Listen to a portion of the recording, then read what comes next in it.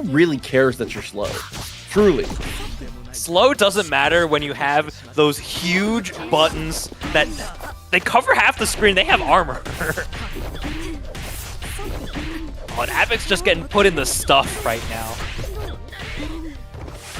Yeah, the loops in the corner definitely working out. Ooh. Flashbang through the door. Straight back out. Was that the... So it looks like our Okay. spectating was a little bit behind, and Isisera was able to take the victory. So it didn't do the speed up. It looks like we didn't quite get it in time, but it seems like it is over. And Isisera is able to take the victory on that one. I was about to say, that's not what Alt F4 looks like. That's not what Alt F4 looks like. Abic is not the kind of player that will Alt F4. Abic knows that he'll be hitting by BS, and he relishes in the fact that he's getting hit by. He's like, oh, you did that? I'm taking notes so I can learn more about it. That's the kind of player I know Abic to be. Especially with them playing similar characters as well. Both of them showing off our first. It's interesting to see our first instance of the P2 is actually a mirror match. But I mean, showing off some of the strength of the character, the movement speed, the burst, the normal movement speed is high. The burst movement speed is genuinely unbelievable. I mean, you have like Meruem and Machi, who we just saw, and you think, oh, those are fast characters. This is a new kind of fast. And I feel like I can see some through lines. When I looked at P2 and when I started playing them in training mode, the two characters in other fighting games that it reminded me of are Misfortune from Skullgirls and X-23 from Marvel 3. Okay. I mean, those are two pretty powerful characters to be able to have for yourself there. I respect that. You know, obviously, it does have that revival mechanic as well. We weren't quite able to see it because of the spectator desync, but, I mean, the character comes back as kind of a terror. We talk about how fast she is. If you haven't seen it yet, then you just don't know. I won't spoil it. She's like twice as fast. It's crazy. We got to, in air quotes, see it. We got the one still frame. No, but we'll be moving on to our next match coming up. Escalante versus Yo Deadman. Escalante, TNS, was it not TNS 9 Ultimate Marvel 3 champion? Marvel 3, definitely a player who has a lot of experience in these multiple tag games. But Yo Deadman, one of the more unique teams that we've seen in this Battle Olympia series. Something that is really fun to watch. Oh yeah, for sure. The one of the only players, really, I think, in terms of watching all of the matches from all of the qualifiers, I think the only Gon we've seen the whole time. The only person who's brave enough to take the just frames in and try and convert that. So it's been very cool to get to witness here, and definitely a treat. Obviously, the fishing rod pretty good. Damage overall is decently high, and is able to stick out some ridiculously high priority situations for yourself. But on the other side, Escalante's Hisoka is the standout. We have another treat for you. P2 on screen, switching out for I think it was no Razor this time and playing P2 instead. But Escalante playing old El Clasico right here. Yeah, old reliable on this one. Too far up to the air quick. Oh my god, just the tip of it. Unbelievable. Dynamic entry, man. Just full on kicks. Letting it rip too. Oh, take your guesses, chat. Left or right? Unfortunately, never an easy guess here, as we're going to optimize just a bit more. Tries to go in once again, but the Nen stance to pull away. Doubles up with the fishing rod and is able to completely avoid the assist as well. The Leorio was in there to try and help, but couldn't quite do what he needed to do, as P2 is going to get the jump over and the clean connection. Instant overhead jump light heavy. Caught you standing? I'm sorry, you're dead? Is this the hood perfect right here? The only damage we got was through the armor on Gon. That is a tough one for sure. It's a little rough for Escalante, and the opening gambit there was just the quick little rising fang from Netero, which is always very funny to get to see. Netero's quickly becoming one of my favorite characters to watch in the game. I'm not gonna lie. He's such a silly, goofy character. For how serious he looks, he should not be as goofy as he is. He brings the right energy. And also, the 1,000 hand super is just the funniest super in the game. It's too sick. My Hailstorm. It's Hailstorm with super tag. Oh, this is gonna hurt. Do we get it? Do we get it? One more? Oh no, they died before the super could finish. I was hoping for the karate chop, man. Yeah, no bonk necessary though. We're gonna go straight in. All the meters spent. The fish gonna be able to take a bite and help us convert. Actually beefs up our combo. We had an opportunity to keep it going. Does manage to get on the second layer though. I think Deadman might have left-righted themselves there with the overgear activation. Escalante falling down with the jump arts, and now that's a dead Netero. Oh, I'm surprised they took the corner, but just let it rip. Just keep going. They ain't stopping you. Oh, never mind. I was gonna say I appreciate the confidence in just holding the Nen stance in that moment. It's able to get the whiff punish with the fishing rod, but misses out on the confirm. Manages to find a very deep cross up though. Tried to get a little tricky with the movement there, it looked like, but just coming down with the air arts once more. Good old Rock. Nothing ever beats it.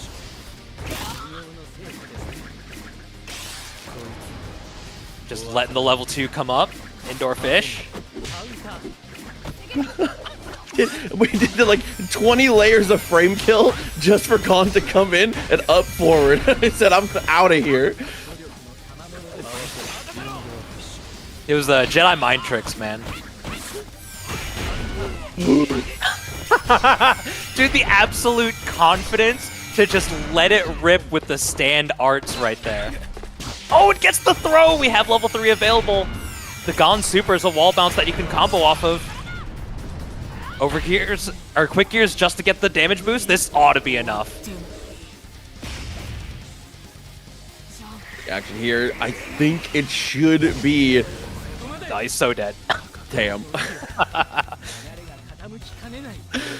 I like that I love that he stays on the finish. Oh, it's so sick. Very cool way to get through. There's a lot of like love put in this game. They don't make games like these anymore. He says as he's commentating a game made this year that is like this. Yeah, you know the vibe.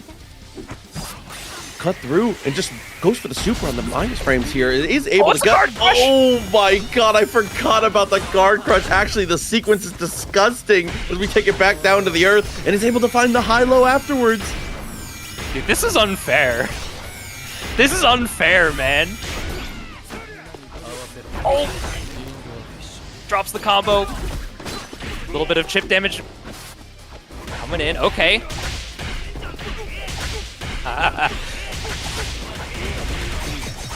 Good old jump arts, man. Chad, how do you feel about Leorio jump arts? Oh, you know.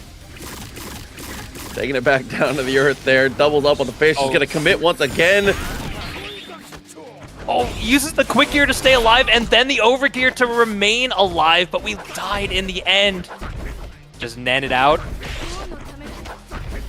Oh, yep, that has armor. Oh no, and an unfortunate timing on the assist call. There's Escalante off to the races, immediately gets the hit, extends even further, overgear, quick gear, all the meters spent. That is going to be the 2-for-1 special, as we're finally on the board here. Wait, I forgot, 5 meters. It's the little pause. I'm so used to Dark Phoenix just instantly happening, but they have to let the combo end. Chat, this is our first time. Look how fast she is. Look at the damage. That was 4 hits. Oh, Fish might be able to help us control this, though. The forward heavy is projectile invulnerable. Oh, Escalante, you mashed there? We dropped the combo. We got to be careful not to get chipped out. Is this going to hit? Is this going to trade? A quick gear to stay alive? Ned Stance goes through and it punishes! Oh, God. And it did so much damage. What a connection there. Is able to bust through in the craziest way to get the finish. I thought for sure that Escalante was on the board, but with 5 meters in a dream, the comeback is complete. This game is great. This game is peak. This is so cool. I love this game so much, man. Oh my god. Just like that, finally getting to see it here, that extra speed boost, that second lease on life, saving up the meter to be able to get the revival. Really glad to see that the character is viable and that people are already playing her too. It couldn't be better. There's nothing better than when a DLC character drops and everybody's like, yo, this is tight, I'm in. Oh, it's so sick. And it's not like one of those overbearing characters they just released and which is way overtuned. I think it's the nature of the game that powerful characters are just regular characters in Hunter x Hunter NENxIMPACT. It's just the nature of the game we play. Oh yeah, because you look at some of the lower tier characters and you're like, wow, if this was in any other game, this would the meta would be shaped around this. You're like, oh my god. No, but I think that's one of the nice things. I love the super high powered stuff. I love getting to see these characters actually be able to be this strong. I miss when games would let characters be busted. And that's what we're a taste of it back again here. Thank you. I mean, this is like a modern game. This is like a game from the 90s in a facade of a modern game. This is like 3 90s games in a trench coat trying to see an R-rated movie. Said 1 ticket, please. Oh my god. This moves us on to our final round 1 match, though. We are going to have Sundula and Loading Demon. Loading Demon definitely been performing well. Sundula missed out on the tournament last week, but for good reason, got back from Evo France today. I believe Sundula told me that they landed earlier today. They napped, and now they're here, if I'm not mistaken. Don't let me put words in their mouth, because I know they're in the chat. They were talking about how they were arriving back. It was either late yesterday or early today that they got back. Took an extended vacation. He got 5th at Evo France. He's like, you know what? Let's spend the money. Let's spend it. We're going to the Eiffel Tower, man. We're taking a trip to Paris. We're going to Paris after Nice, man. Hey, I mean, that's the cool thing, though. If fighting games are going to be able to take you places like that and be able to earn you stuff like that, you might as well enjoy it. It's good to see people, enjoying the fruits of their labor, getting out in those tournaments, getting a little bit extra money and being able to spend it on something nice. There's nothing could be better than getting extra experiences in the world. Mm-hmm.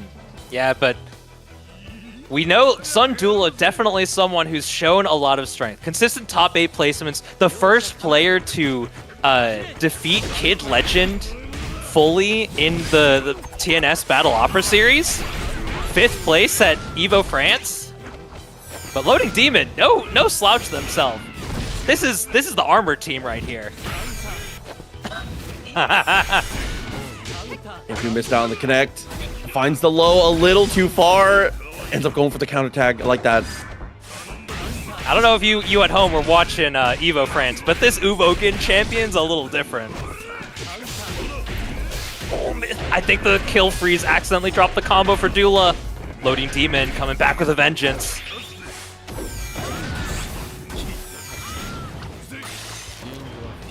Oh, that might hit. Oh, but the fish don't care. There was space. Oh my god.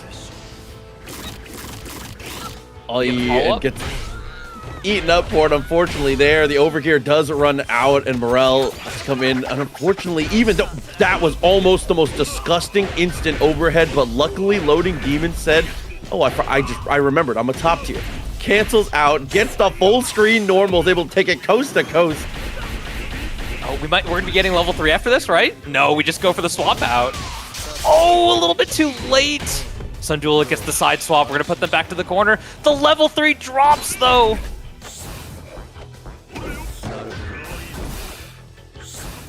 The little rabbit just patrolling the ground there. Oh, quick gear. Dula still has overgear though. Everybody doing a good job being able to cut through. Spends in with the super, just going to continue to just use the ejection attack. Comes in with the overgear, is able to survive the situation. Still has 3 meters in the pocket. Plenty of time left. But unfortunately, the most important resource hits 0. The clock's still at 80, but the health bar completely depleted. Shoulder down from Sundula, is able to take the victory in game 1. So, I mean, Sun Duel is definitely doing a good job of showcasing the Uvogin flow chart. All you need to know, down forward heavy, down arts, air arts, and super. That's the quick and easy Uvogin starter guide. If you in chat want to learn how to play Uvogin, that's all you need. Oh my. Quick follow-up off of that one. Goes for the dash through and looked for the cross-up, but was able to escape. Oh, was able to escape. This is 100% gonna kill. You have a DHC if you need it, but you probably don't. Oh, we don't have quick gear. We use overgear to stay safe. Sundula still working on a full health bar here. Oh, we might see the perfect. Chat, is this it? We mashed out. We have 2 characters. One more. There we go. I'm holding my breath. Is this enough? Are we gonna see the perfect? It just barely didn't kill, but is able to get the follow-up regardless. Techs out after the jab and is able to get the jump over Sundula. 2 games straight now. That was the second time ever I've seen a perfect in this game. The first time was Evo France when was it the Japanese player who got first? Hinano-chan, I think his name was. He did the unblockable back-to-back. Which is so sick. It's a feature, guys. It was totally intentional. Oh my god, armor for everyone coming through. Quick gear, everybody's turning blue in the end. Dude, the cartoon Dust Cloud settles and Loading Demon with, I want to say, the clean open up. I want to see someone make an edit of that. Oh, Loading Demon changed characters, by the way. There's no more Gone on screen. But I want to see an edit of that round start, sped up, and put the Benny Hill theme under it. Couple of homies trying to come through and help us out. Doubling up with the fish and goes for the DHC after the swap. An easy bite up as Leorio is going to be able to get the clean touch. Back in with the quick gear and extending further. We're going to be able to get a super after this. With the quick gear, is this enough to kill? With the DHC, it's definitely enough to kill.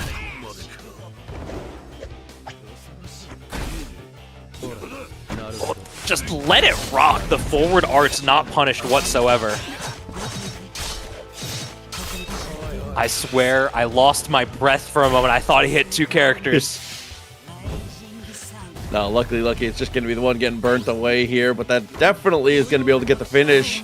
Still has overgear, still has plenty of resources, and if there's ever a man to bet on, it's Uvogin. I was going to say Leorio, but you know, it looks like we're not going to get to see the overgear this time.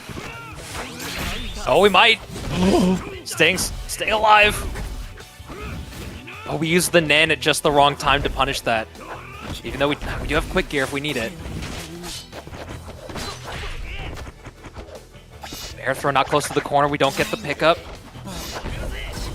Loading Demon playing super safe and very conservative there. Doesn't get the pickup. We might get chipped out super soon. He jumped up. He tried to throw him, but Loading Demon got there first. Yeah, tried to be brave, but unfortunately, bravery in situations like that is not always rewarded as much as you love to see it, as we're going to get the throw straight away. Too far to be able to get anything for it. Duo just letting it rip. Could have gotten a pickup, perhaps?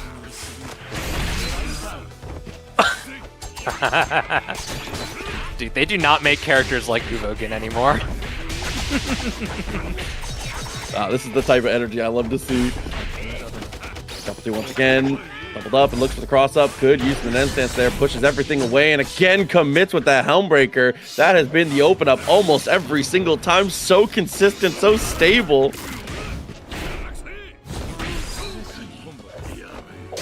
Uvogin dies just for being on screen.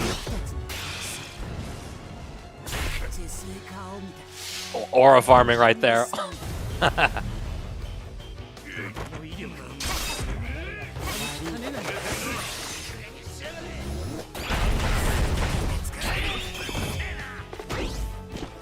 using the swap out to make sure that it's safe. Oh, but what a punish with the Nen follow-up on the anti-air.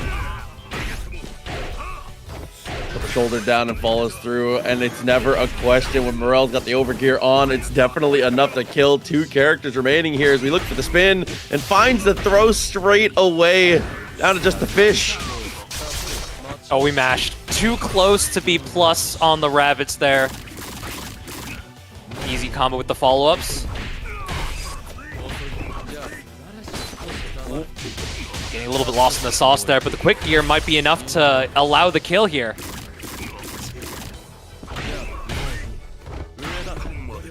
Off of a throw. Oh, I like this. Full commitment of just about everything. Overhead follows through, doesn't get anything else off of it. Is gonna wake up with a super of their own. It's not gonna work, unfortunately. A decent idea, a decent execution of it, but Sundula not too worried about the ideas, as it's what's right in front of us. 3-1, able to handle business. I gotta be real, I have no idea what the hitbox on Feitan level 3 looks like. I'm gonna be real with you. I don't know if it's a big square or it's just right in front of him. I gotta assume it's probably just a small square in front of him, because it doesn't seem like too insane, and I don't think I've ever seen it hit unless he's like, you know what I mean? Like, good point. Man, I mean, Feitan is a cool character that I kind of wish we saw a little bit more of. He's got so many different ways to move around the screen with his teleports, and he has like the rapid slash, go through, cross through, the Zwite, the many names. Oh yeah. He's got the teleports. He's got the Vajra assist, basically. Which is extremely important in a game like this, considering I think the only reason we don't see even more of it is just that in the current state of the game, when you look at the meta and you look at the characters that are doing extremely well, there is one very consistent factor, and it's that armor is a very powerful portion of the meta currently. So a lot of characters, the you must be this tall sign is, what are you gonna do about a character twice your height, armored, dive kicking at you? Like, that is like your bar of entry when it comes to like, am I allowed to play the game currently? I think I'm glad you bring that up, because I think something that's really interesting about the power of armor in a game like this is armor gives you not only armor to move through all of the attacks that your opponents get going for, but it gives you access to all of these mechanics. It gives you access to quick gear. Quick gear is something that we've seen time and time again throughout this last 4 matches that is so important for not only maintaining offense, dealing damage, but playing defense, and active defense too. We see these players, they're using Nen and they're trying to do the Nen follow-ups. You can quick gear out of those to maintain safety. And especially a character like Morel, who has probably the best Nen follow-ups in the game. Absolute huge. But it's just so great to see these players understanding the counterplay and the importance that comes into armor. And we're going to be seeing more of it too. Yeah, absolutely. As the night goes on, as the day goes on, it's going to be something that we're going to see again and again. Certain characters, a little bit more effective with it than others, but, we'll see what ends up panning out here as one of those teams, one of those players that is, playing a team that's able to kind of abuse that type of situation is Kid Legend. Again, coming in as your #1 seed, currently the most consistent, as far as North American NENxIMPACT goes, the most consistent player. It shows up week in, week out. First place in 3 of these tournaments, was unfortunately pushed down a little bit in one of the weeks, but otherwise has been looking extremely strong. I think only first place in 2 of them out of the 4 tournaments. Sorry. Yeah, because it was Sundula and Joey D. Joey D won the most recent one. Yes, but Kid Legend, excuse me, not his in-game tag is his father. Kid Legend has got first in the first 2 and then second in the next ones. So you mentioned his consistency. He has not gotten below grand finals as of today. And I think part of that is because Kid Legend is very consistent in his own way and plays a team that is, he's playing like a tournament. This is the esports team of the game currently, I would say. His team kind of does everything, can handle just about whatever, playing 3 very top tier characters, and plays it in a way that is, I feel like he doesn't really go in the dirt with people, you know what I'm saying? Like he will scramble occasionally, but I feel like it's very rare to see Kid Legend want to go into the scramble if it's not initiated by him, if he's not the one asking the questions. I feel like he does a really good job of just making sure that he's never too caught up in the cyclone of neutral that can occasionally occur. Yeah, it's so crazy. The way neutral goes, the pace of neutral and the tempo of HUNTER NENxIMPACT is so high, it's so fast that if you can play a defensive and passive game in a game like this, then it's so impressive to me, because you have all of these things just high flying, running at you, playing all over the screen, assists coming left and right, mix-ups coming at you. If you can just slow it down to a pace that allows you to play the game you want, that's just so powerful, because not only are you playing the game in a way that sort of whelms the force of the mechanics, but you're forcing your opponent to play the game you want them to. Definitely agreed here. As it looks like we're waiting on our players to get connected in. Robbie's still missing from the lobby, as you said. Living legend, Kid Legend, the young goat. About ready to go on this one. And I do want to say, for anybody who's watching that hasn't watched before, just as a reminder for Kid Legend, I won't beat you guys over the head with it too much this week, because it's definitely a point that we talk about a ton, but it has to be said at least once in this situation. Kid Legend, living up to the name, at least the first half. Kid Legend is a 12-year-old prodigy, bro. It's super strong. Again, has had high placements in other games as well, multiple medals offline in other fighting game titles, but again, it's good to see that the future of fighting games is in good hands with players like Kid Legend, specifically who comes from a family of great fighting game players. I mean, I know his father, his older brother, and his 2 younger siblings all play. His uncle is a very good Marvel 3 player. They have the Legend clan is ridiculous. It has to be said at least once. I swear, you get the family reunion going. It's like the hyperbolic time chamber preparing to fight Perfect Cell, man.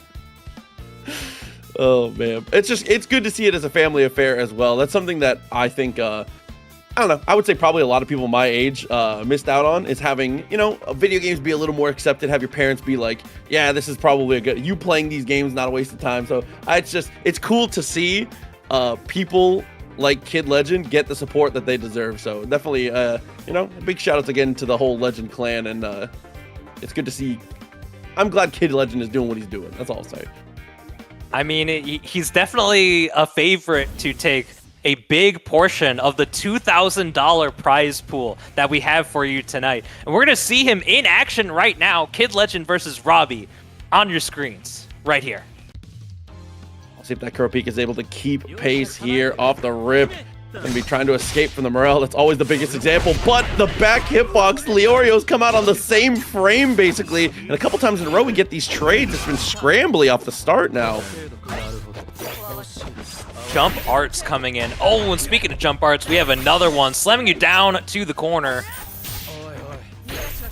Just close enough for the pickup with the dash in. Get another one?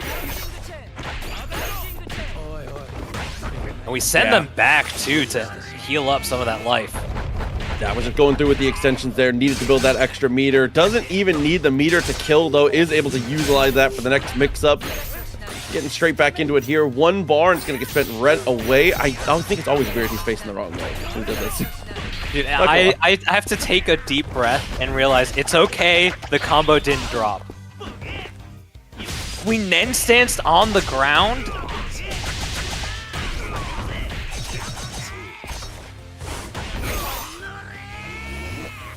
Tag in, we're gonna get some more damage going on.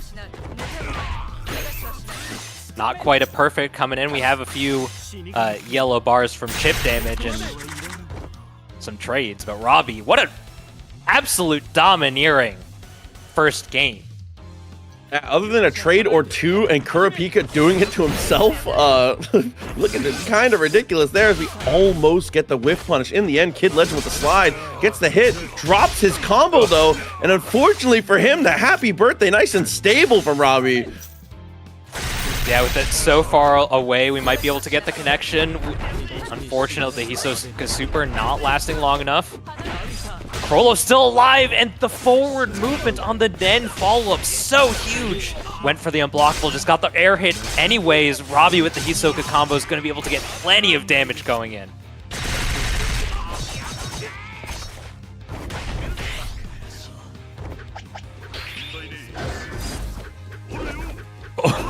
Just quickly spend all of our resources, why don't we?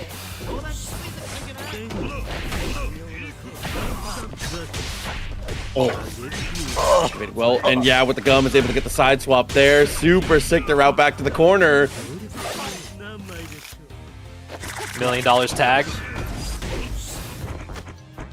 Oh, not close enough for the bunny to actually connect for the OTG, but just keeps swinging that. Oh, what a pickup.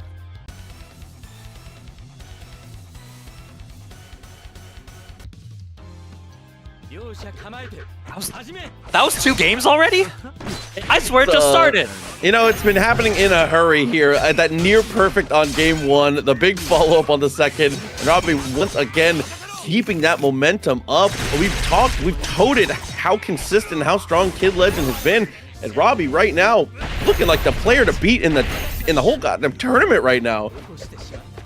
Hasn't even taken a sliver of damage from the opponent. You don't even have access to your overgear because of it. But this Kurapika damage engine has been so oppressive.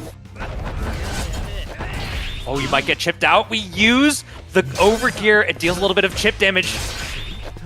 Oh, but we spend a little bit because the overgear actually dealt damage. It gave Robbie access to their own. But the dropped combo turns Kid Legend into a favorable position. And to keep them both in it for a decent chunk of time there. Fight at a crime for both. Sends it to the wall. Only gets the point character here. So Hisoka is going to be able to escape with that gray life. And Kurapika able to survive as well. Close, too close for comfort as we use the Nen stance to push away. But unfortunately, it had taken too much of a toll on the life bar already. And in this game, it's extremely difficult, if not nearly impossible, to not take some amount of incidental damage. So once you're down to a pixel, I don't know, man. Like, it's just about Absolutely done. Crazy, man.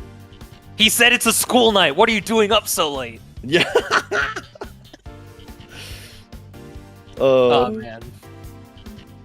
But on the other side, we have another former champion, Evo Vegas champion, Dylan, coming up. Got 7th place at Evo France last week.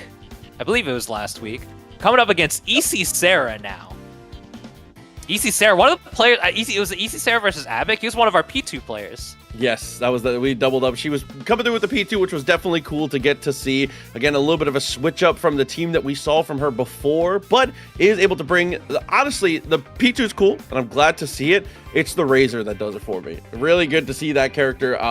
Good at spending meter, using the homies to be able to control space. It has like that, like Nappa-ish vibe, right? Having the homies being able to control space with these alternate characters. Always a very cool vibe when it comes to, I don't know. I think minion characters are a little underexplored because I feel like some devs are probably a little scared of how strong they could end up being. But, you know, I'm glad to see them take a dive on this one. Yeah, especially in a versus game like this, having more characters on screen, kind of crazy. We kind of have 2 of them with Genthru also, another character that kind of has those minions vibes, the Junanago, you know? Unfortunately, that is the only character we haven't seen. He needs some help. We need, in his balance patch, hopefully him and the homies can come through at some point, because we just have not gotten to see him be successful in the slightest. But with that, on the round start here, the Killer was going to get opened up straight away. Isisera with a very strong start. Getting a little bit of chip damage here. You don't want to get hit by Dylan. Dylan is perhaps the best lab monster in HUNTER NENxIMPACT right now. Or at least in North America. Oh, using the swap to potentially get a combo afterwards, but they fell out. Quick tag coming in. Kite playing that game. But that jump arts is so oppressive from Razor. jump arts. Oh, jump heavy. We got the pickup here with the instant overhead. Are you full dead? We have assists. You have a lot of damage coming through. I think it's going to be just enough, if I'm not mistaken here. Sliced it up, comes in with the kite. And of course, no, missed out, but still finds the low straight afterwards. Okay. Able to salvage. Oh, we got the wrong side. Trying to get a little cheeky with an unblockable setup. But here we go with the neutral going. Picks up with the stand heavy, crouch heavy through the corner. We're trying to set up for an unblockable. Oh no, just not enough to kill. Oh, sit down. Oh my god, it's straight up on the cross up there. Is able to convert it. Dude, the instant overhead. Just too disgusting, as we are going to cash out some of this meter with the overgear still on deck. No, Razor, he's got the muscles and the beef to show it. Oh my god. Dude, that jump arts, the lightning strike with the dash cancel, so strong. Just refusing to interact with the opponent whatsoever. Oi, being able to take the shot though. Easy peasy with the kite assist, game one. And the books now, and that Killua definitely bouncing back. Lost that the opening interaction, but luckily we didn't have enough damage to kill off the 99-second touch, it seemed like. But Morel, they maybe had a chance there, but still Nan is able to restabilize. We're getting assists on deck here. Are we gonna get the sequence? We're gonna be able to build to another super. So we have the timing down. A third super. Unfortunately, we won't be able to see the unblockable. We'll be able to get to see the technically there is counterplay unblockable, but it's just so damn hard to do. Yeah, that's the classic good luck on that one. Jump heavy, able to get it back down to the ground here, slices it up, misses out on the full confirm, but luckily the Leorio projectile comes up just in time, is able to get the interruption here, and this super gets the tag out of the way. We're still working on a perfect here as the overgear gets popped. I think an assist is taking damage, but I think that's it. Yeah, the only reason you have access to overgear is because someone took damage, and it must have been recovered, because we still have 3 green bars on Dylan's side.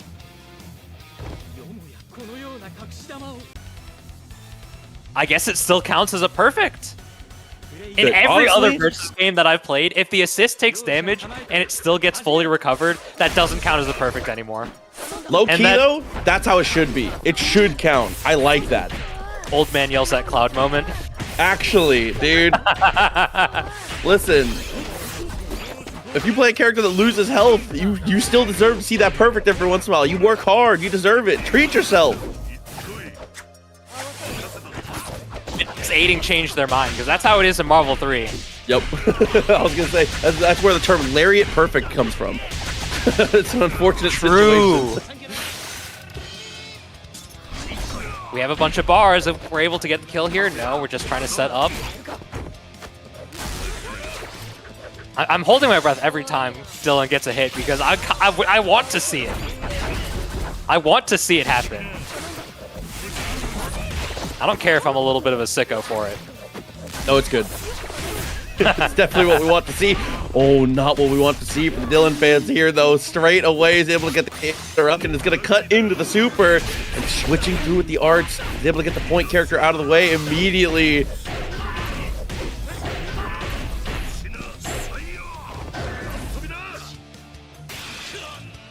Oh, just mashing. We have quick gear. Spends the over.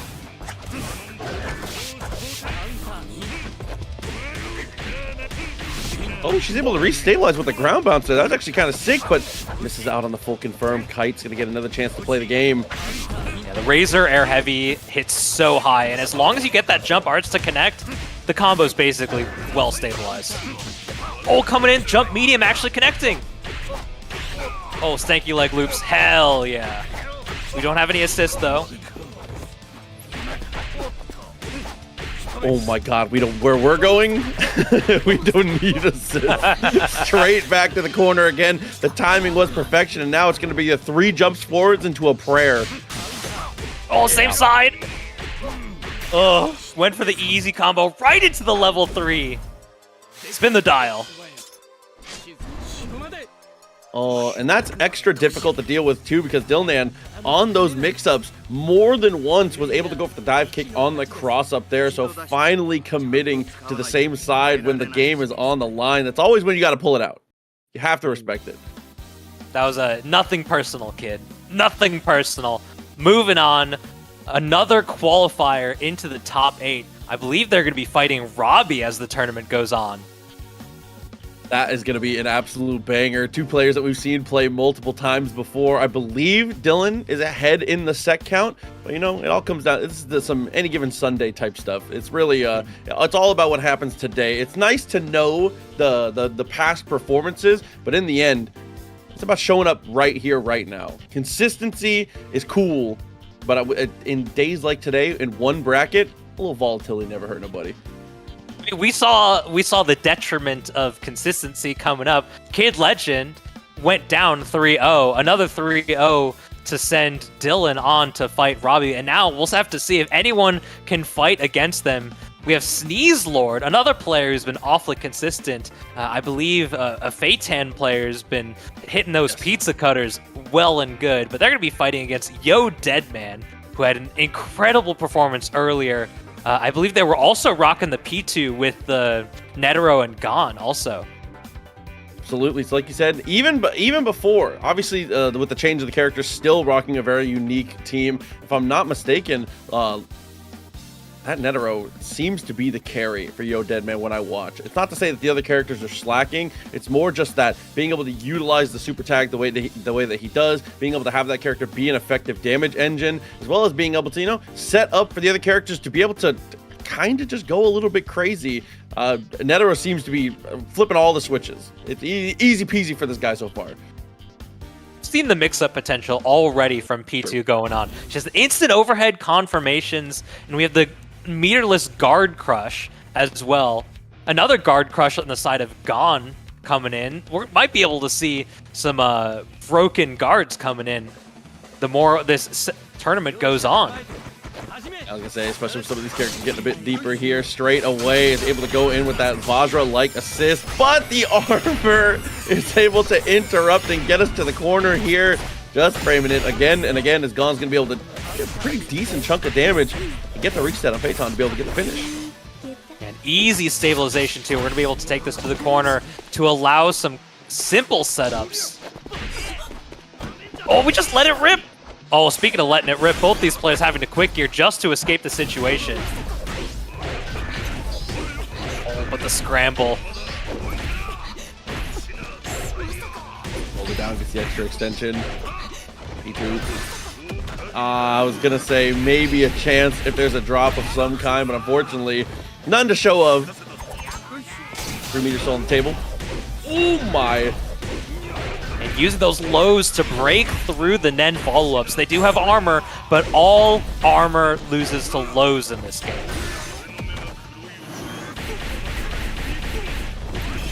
Oh, Yo Deadman maybe going to live up to their name after this. I love going for the ejection attack there. Didn't want to empty all of their pockets to potentially not get the kill. Instead, he's going to keep that mix-up rolling. He's going to keep the momentum. Definitely a good call. Gonna go for the swap after this again. Keeping Yo Deadman's life low so that overgear is less of a factor. It's just a one-touch game here. Overgear comes out. Actually connected. Let go of this stance just a little early. Fishing rod to be able to stop the assist as well. Leorio not able to get anything done. There's been an okay amount of chip on this, but eventually, yeah, you gotta go in. We have to close this distance. Even with the juggle of the assist, still able to just barely live. Oh, Nen to Nen. It's in stereo. Fortunate drop there, tries to Nen through. Gained a little bit of quick gear available. Sneeze Lord, a ton of recoverable life on the side of his morale. Oh, gone fishing. It gets the pull in to be able to get the back hitbox here. Extends it once again and keeps it simple. Tournament combos getting into the finale here. The imposing look from Big Gon. What a comeback. That massive victory, massive save, and you can see one of the nice things about Gon is being able to use that fishing rod. You don't see it as often. I think a lot of people early on, it felt like a nice, cute little gimmick, but seeing him be able to interrupt the assist and be able to control so much space, full screen, it's a big deal. It's really the reason we were able to make that comeback there. Leorio assist was never a factor. It's so incredibly quick too. Just swinging around, but there's that back arts getting interrupted. Went through the characters! Hits both of them. This is a hard knockdown here. Oh, Morel's so big, he interrupted the combo on the point. Oh no, and here against the wall, not much life to play with. All that gray health on Morel, still chilling. Looks to get the distance closed and gets the hit. Definitely going to be enough to finish. Luckily, though, Morel's getting a lot of that life back, so we are going to have a chance at least. Overgear still in the pocket, more than capable. Oh, tried to go for a bit of a cheeky unblockable, but the Overgear does nothing for the same side. Here comes the bonk. One more? Do it for the fans. It's me, I'm the fan. I'm the fans. Missed out again, though. Uses the quick gear. Oh my god, and the life bar is just getting evaporated. I completely forgot how much life Netero had. In the blink of an eye, it was absolutely decimated. But so is Sneeze Lord. Yo Deadman now on set point.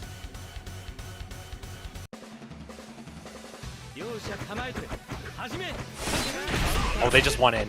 They just won in. What a pickup. The wall bounce makes it so easy to stabilize, too. Unfortunate drop. Up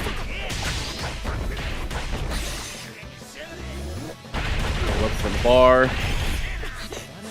Goes for the ejection. Timing on that, pretty nice. Doesn't buffer anything after the jump, though. Just tags. And unfortunately, there is answered after the assist switch. The lil kick just actually paying off in dividends.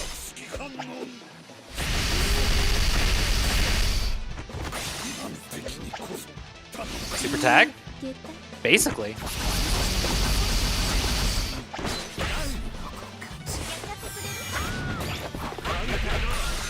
That was so much misdirection and frame kills just to get spun on. Holy. That's a hey, watch this type moment. Yeah, dab in there. Diesel has the corner. Nen's through it, just trying to push Yo Deadman away. Oh, this is gonna hurt. This is a dead Netero for sure with that quick gear buff.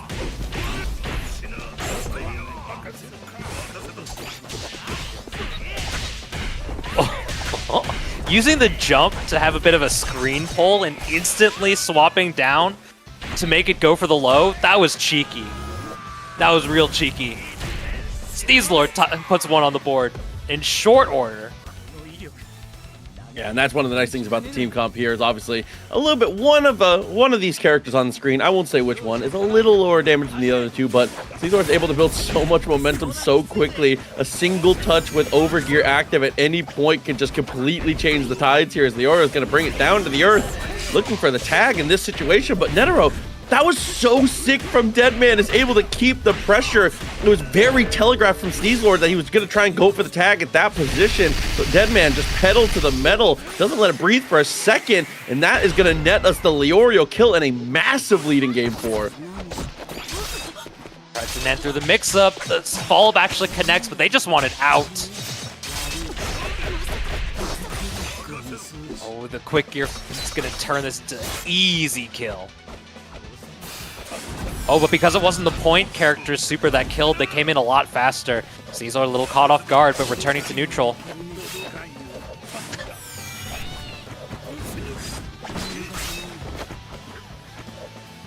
Well bounced because we're not close to the corner. Very ready for the quick gear. Came in. Oh no! Pops in, doesn't get anything for it! Gets a swap though! My god! Deadman! The quick tag! Oh my god! That was so smart! Oh, and we're out. Oh, but we're right back in! couldn't quite escape for as long as they would have liked to. Got it back once again with the chop, and here it is. Underhand slap as we go for the tag, bringing Gon back in. And with that extra bit of damage here with the 1 more meter spent, it's... Ooh, Sneeze Lord almost gets another chance to get back to their feet, but can't quite do it.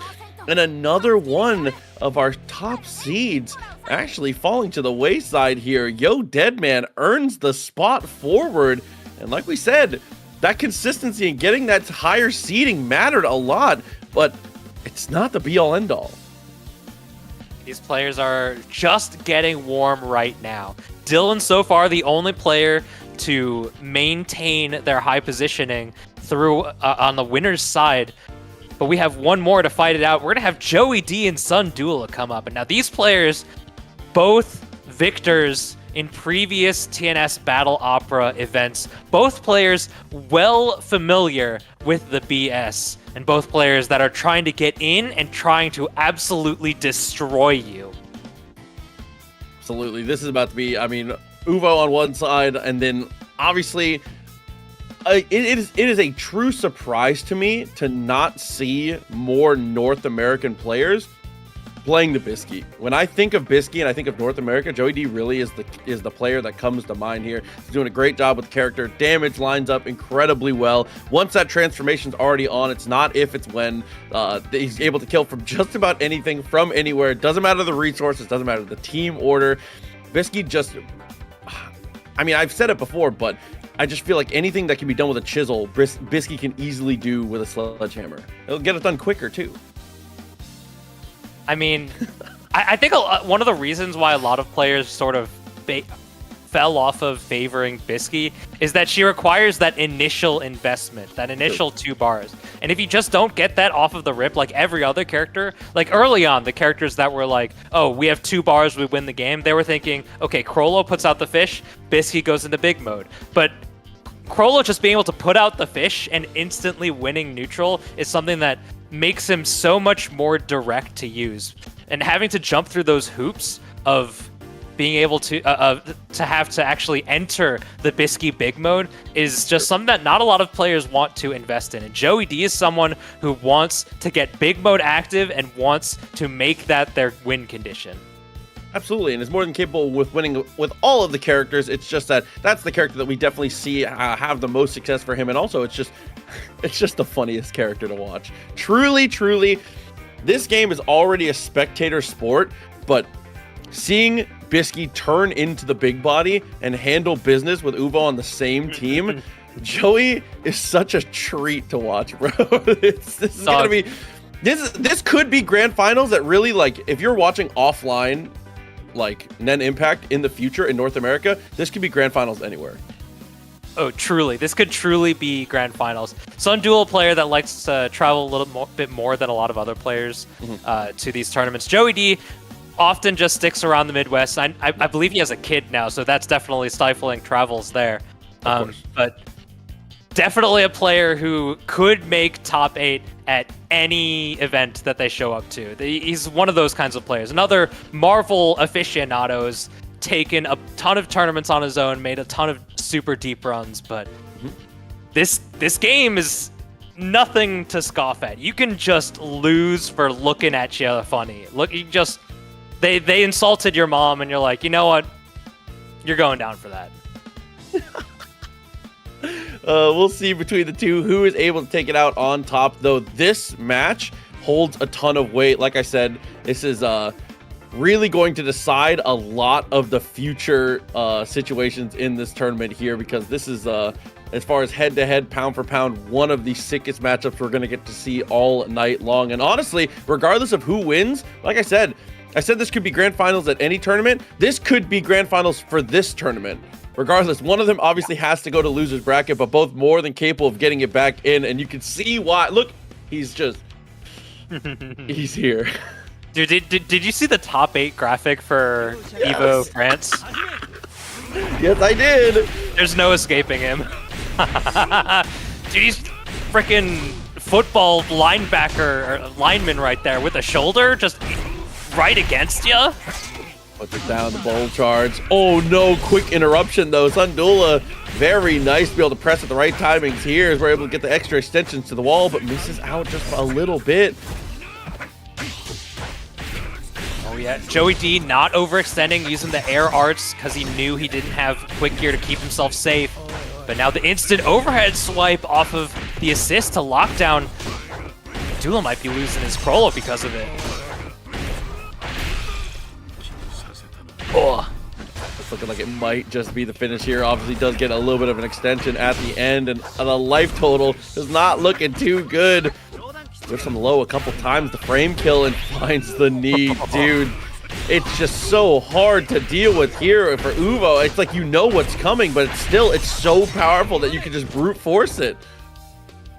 I mean, Uvogin just simply is brute force incarnate right now. Just ignoring all of your options, not allowed to play neutral. I'm just doing heavy tackle into down arts, air arts, and you're just gonna swing and it's gonna hit you.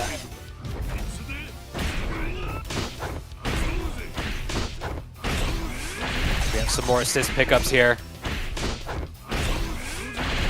Dula definitely playing the more Uvo front-loaded team, having two of the stronger assist characters just to make sure that he's going to get those connections, and just goes for the down arts to hit the air Nen.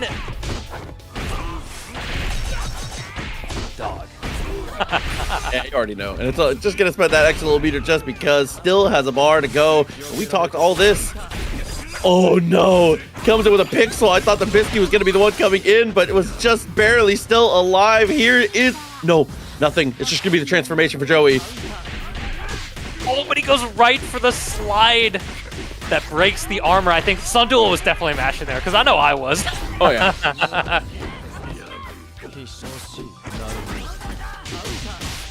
Oh, he just keeps pressing that Nen button. I thought there was going to be some meter spent and overgear potentially there. Joey stuck to the wall now, as we do have some resources still for Sundula, and I think that we're definitely going to be able to do it here. Absolutely straight in with the fish. Oh, we sent two more. Oh, yeah, at high hit stun. Oh, at no. high hit stun, it Yeah. doesn't connect. It's the instant flip out. You have to be careful with Krollo. 2-0 Joey, yeah. As soon as that dropped, he just had to know. Joey D straight in again. And looping the supers the way that you need to. Puts the shoulder down and is able to dash it straight to the wall. The second that combo drops, you can just feel. You can just feel the change. Somebody in chat said it best. Does containment breach instantly. The moment that character pops out, you're gone. You can't let Joey D have big mode Bisky. It's simply not allowed.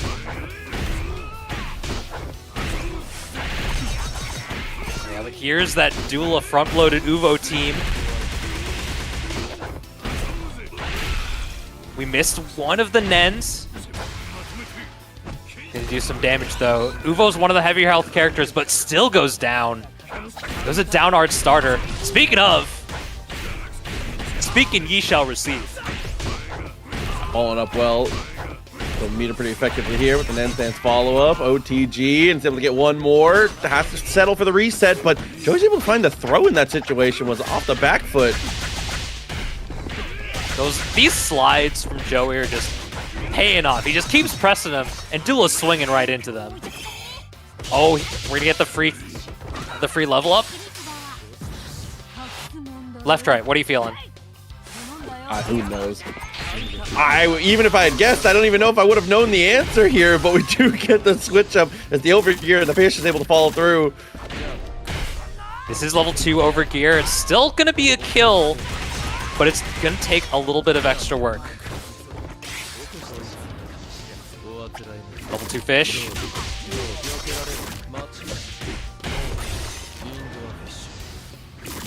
We'll send him out. And yeah, the level 1 fish clears the level 2 fish.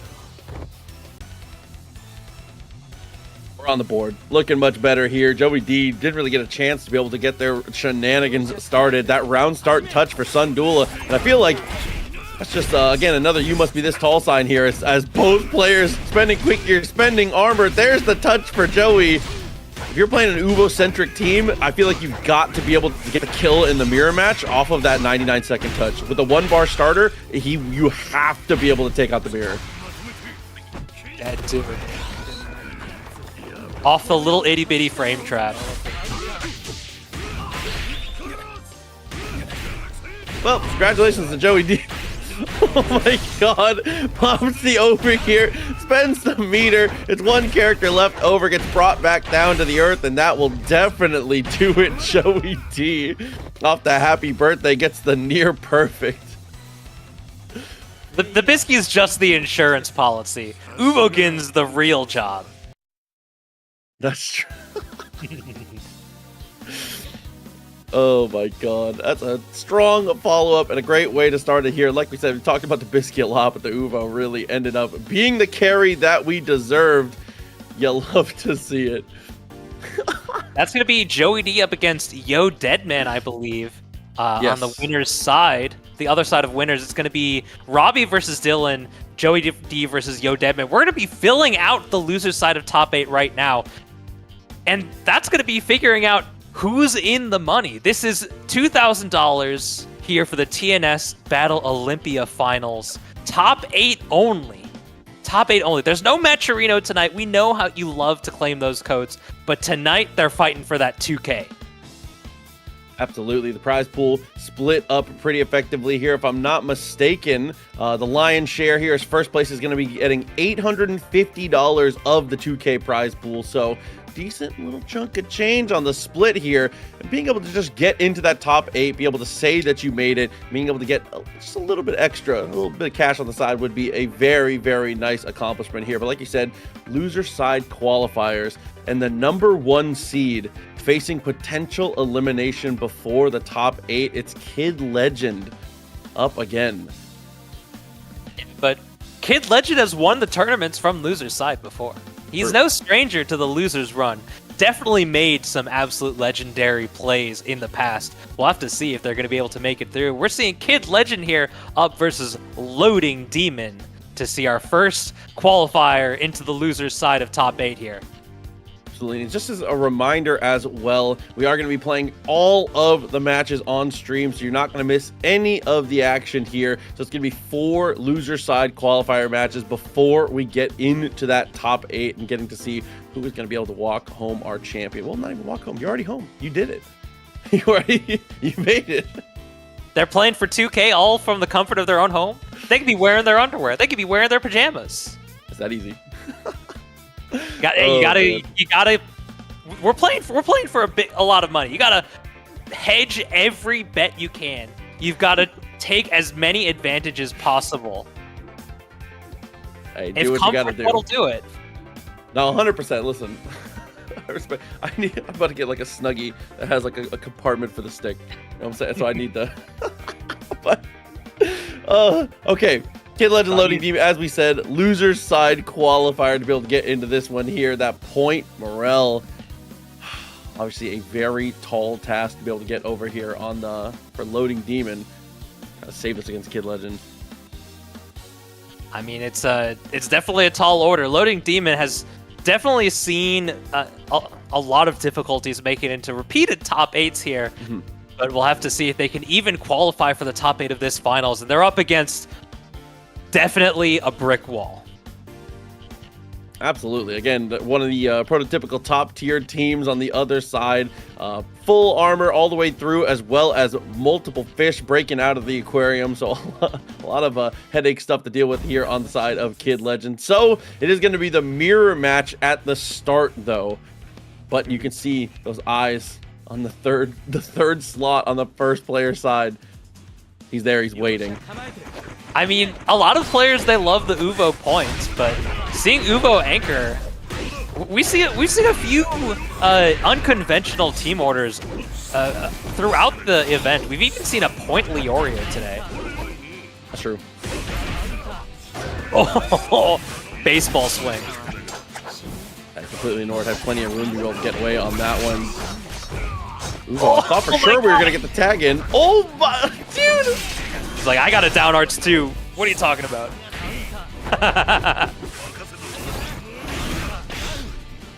reinforcement armor on every side, and actually dies as an assist, as we are going to be able to get the shoulder tackle, and he's back to where he needs to be on the point. It's Uvo getting aggressive now.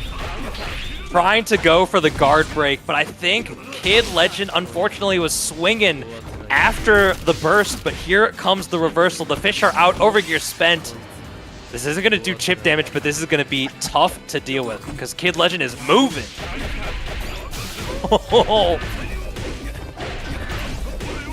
So, what if Hagar Lariat Assist could be tagged into for a full combo? A great question, and unfortunately the answer is right here in front of us, as we are going to be able to double up on the damage, as that one bar to be able to spend is going to cash it out right away. A pixel of life left, but okay, we're back all of a sudden. Kid Legend just cannot get touched. Activating Quick Gear. This is going to be the last time they likely have it in the game. The jump light on the way down? That connected? Oh my god! Okay, reset timing, kind of nasty. I don't want to... Kid Legend looking good. Even with this drop, I think you're still in a good situation. You can't get too close when they're trying to Nen. Oh, but the pizza cutter comes down. Yeah, back hitbox on that. Crucial in the moment here. Tech comes through from both players. He's able to get the push away, but there it is, dropping the hammer. Rola's going to be able to take us to the wall. Spectacular use of the air arts as the tag out option. So active, especially being off screen. Just completely forgetting about it. But this is where it gets started. Oh, the reset.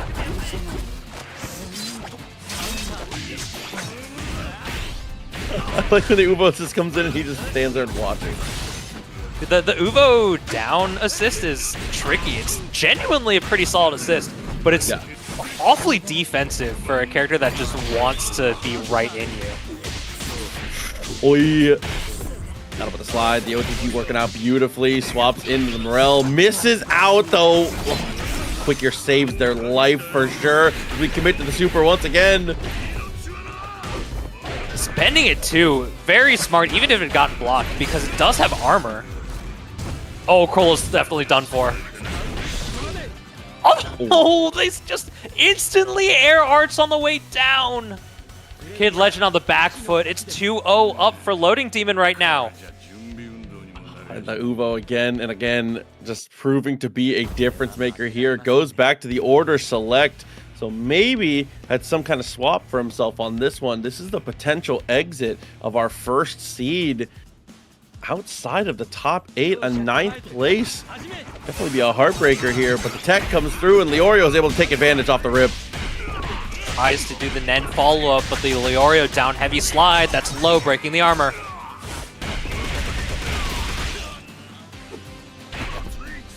Going for the level 3.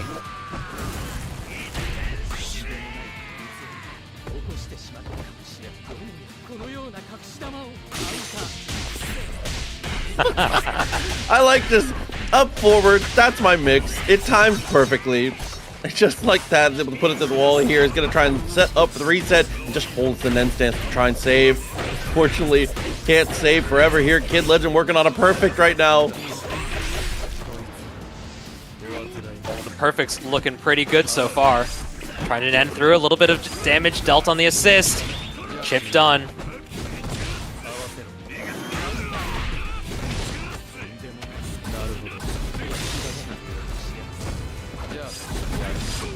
I'm so scared for Kid Legend. I'm so scared for him right now. Oh, okay. Okay, we're good. Restabilized. Yeah, the air hit that scales the hit stun deterioration a little bit more. On a Pixel, using their own down arts to anti-air. Very heads up play, Kid Legend. On a Pixel for the Krolo. Going to be able to seal this out and take their first game of the set. Falling back into this one here. That the Uvo had me nervous. The second you see that character pop up, you know situations could get dire. Tries to go straight in and does manage to find the down special again. That's all you need. If there was like a one-button challenge kind of game, Uvogin would definitely be out here winning with that arts button, I tell ya. Got a good chance. Not gonna lie. We're gonna continue to use the rabbit to try and be disruptive. He's gonna go straight in with the fish. Opportunity as we do get that little touch.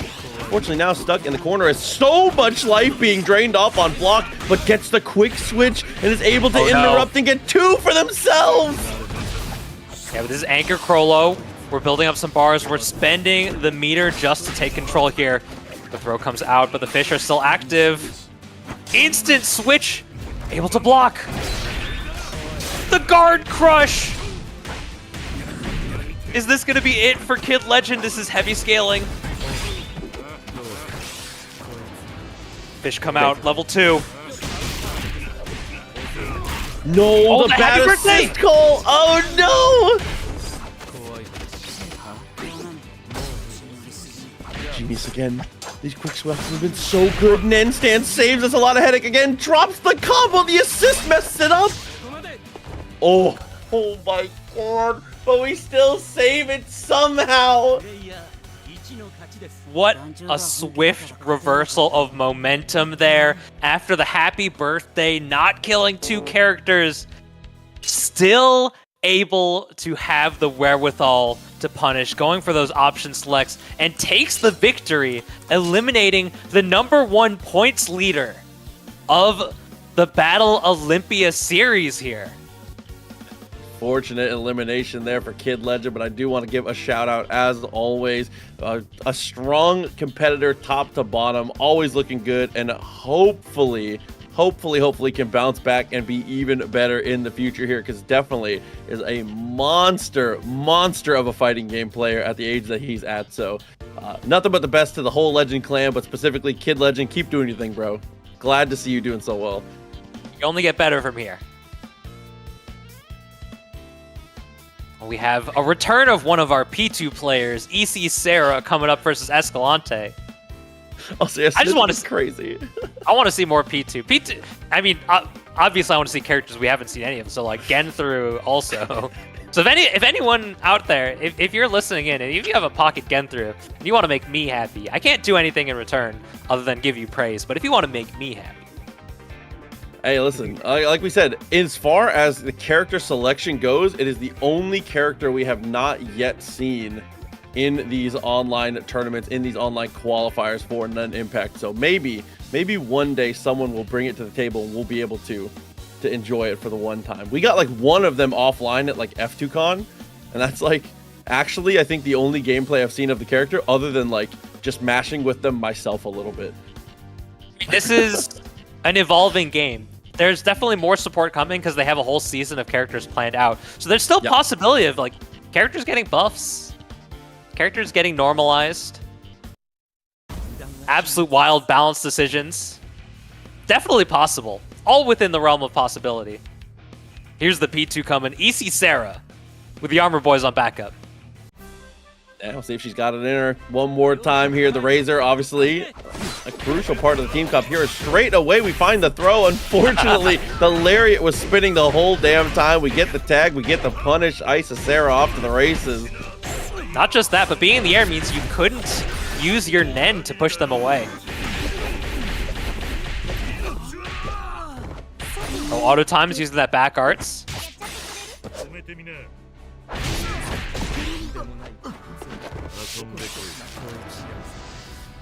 Yeah, because it was the secondary character that was dealing the damage for the kill.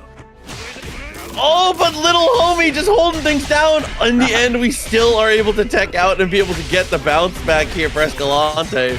Dude, this is the homies on homies battle right there. I swear, who lasts a little bit longer.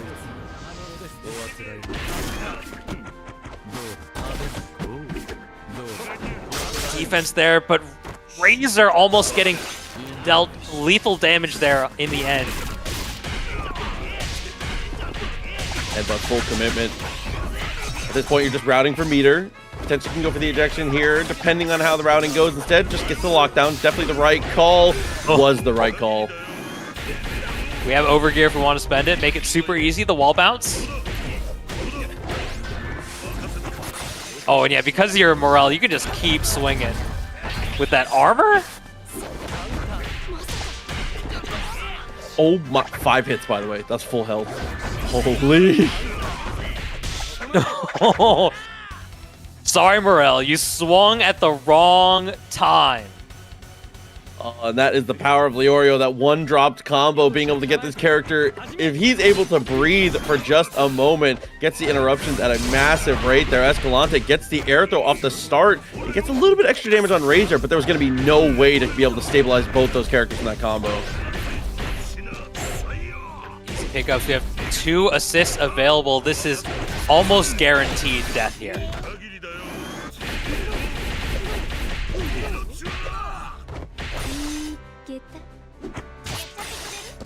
Oh, we saw this one before.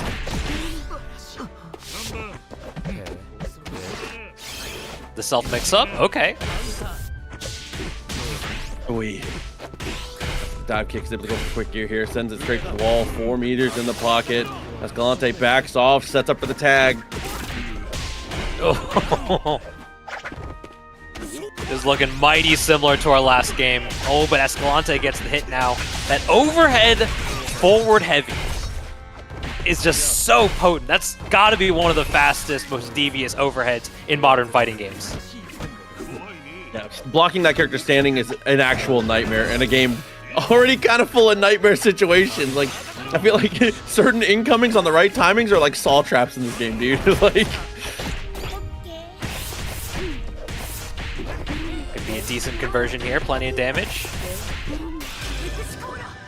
Goes for the level 3.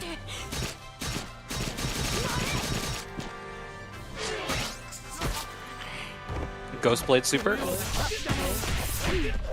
oh, okay, you know, just a low. Sometimes that's all you need. Nothing too crazy. Ends up getting the open up there. Fish in response. And the pop hits both! No. Damn. Oh no.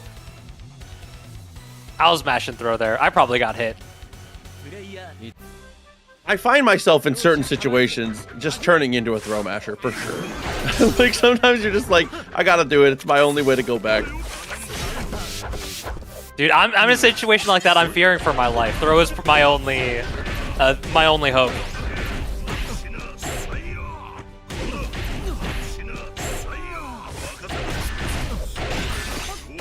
It's the same combo we saw before. This is basically the exact same start that we've seen to the 3 games between these two.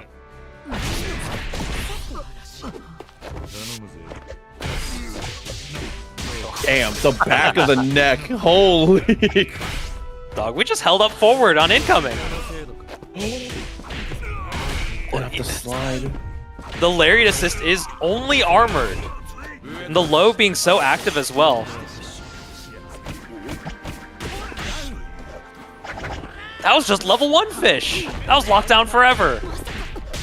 Are we gonna be able to kill in time? We are gonna build the 5th meter though, so there's the opportunity for a comeback with the overgear still intact. Get damage while you can and set up the fish. I gotta wonder, if EC Sarah gets a hit here, are they gonna spend the meter? It doesn't even matter, actually. Are you gonna time them out for 2 minutes? Would have been funny if they tried. Well, that would be sick. Okay, smart use of the fish there. Love the up back as well. Blocks the overhead and is able to get the punish. Here we go. Overgear is available, so we're going to get to see the full potential now. Unfortunately, I missed combo though at the start. Yeah, the Nen starters do scale the combo pretty heavily. As far as hit stun deterioration goes.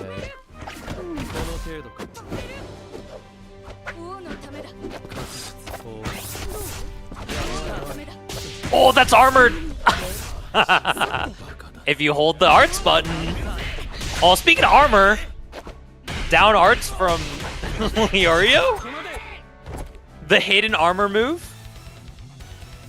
Hey, all you needed to be able to survive. Escalante being able to come through so effectively and get the finish there. Unfortunately, that is an elimination of Isa Sarah. So huge shouts to her as always. Doing a great job and being genuinely, as far as the people that I've met through versus games, one of the most just like nicest, most positive people. It's always a very complimentary of the TOs, the commentators, the other players. Isisera, definitely just a bright spot in all of the communities that she's a part of. So definitely big shout out, and good job making it into the top 12. You hate to see the elimination though.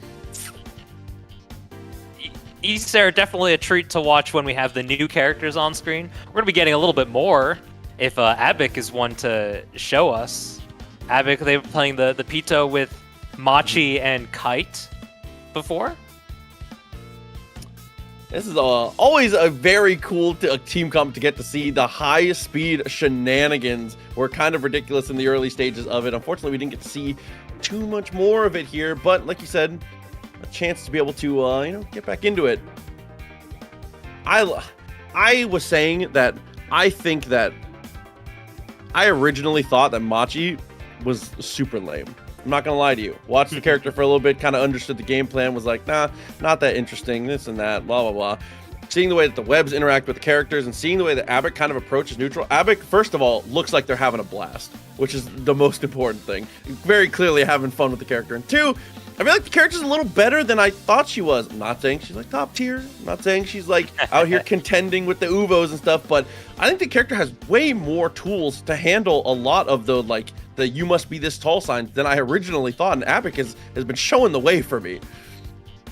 Yeah, definitely a character that requires a little bit more extra build around. Yeah. A little bit more extra love to make them work. But you can't just like throw them on your team like your Leorios, your Morels, your Uvogins. Say a DLC character already dropped? Absolutely. We've seen that DLC character a couple times already. The Pichu has been extremely exciting to get to watch, and we're gonna get to see it again. That Kite, the Pito, and the Machi is gonna be the team comp once again getting into this for Abik. I don't remember if we have the next characters actually revealed, but we were spoiled them with like silhouettes. I think at Evo we got to see which characters they were. I'm not a HUNTER watcher, so someone in the chat can remind me of who the actual characters are. Meanwhile, Abik is getting hit by an unblockable. Yeah, I just like versus games. I'm just in it for the love of the game, man. Full respect as we do get the cross up there. Comes in a little bit aggressive, ends up getting the trade. Most characters on the team for Abik not looking super good. The life totals are dwindling, but being able to get the crumple there is massive. Be some good damage here, some setups. Goes for the guard break, but the Nen goes through. I don't think Sneezelord was ready for the instant super, and we're just unloading meters.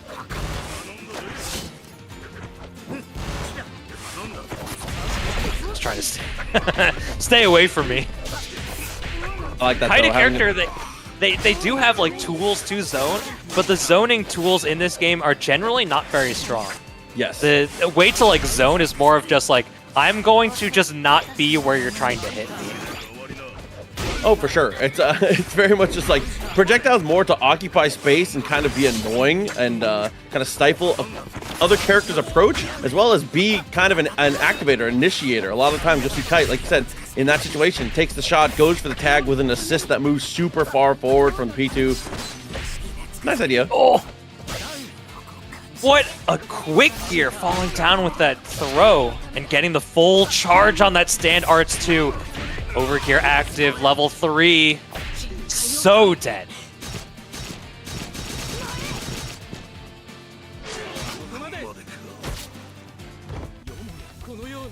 Hell of a finish there. Is able to cut through game 1 in the books now for Abik. P2's kind of sick, dude. I'm kind of loving this character. It's grown on me. I like at first when I saw it, just by design, I was like, and also like I got this off the show. I was like, yeah, I don't know, but and are also, they one of those kind of characters in the show? Having a Phoenix mechanic and still being cool is impressive. I will say that. I mean, getting like the dark Neferpitu mode is basically just like she becomes Big Bisky almost. Swap outs here. Sneezelord really been favoring that strategy throughout the tournament tonight. But we get the pickup on 2 characters. This is huge for Avic.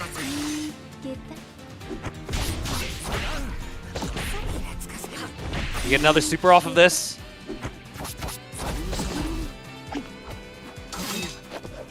Nothing to show for it, though. Doesn't get anything on the follow-up here. Morel's going to come in and try and get a little more aggressive, but search for the tag here soon. Yeah, it's going to bring in the Kite. Seems to favor this matchup, which is still a little scary, but Kite seems to be doing pretty decently in it.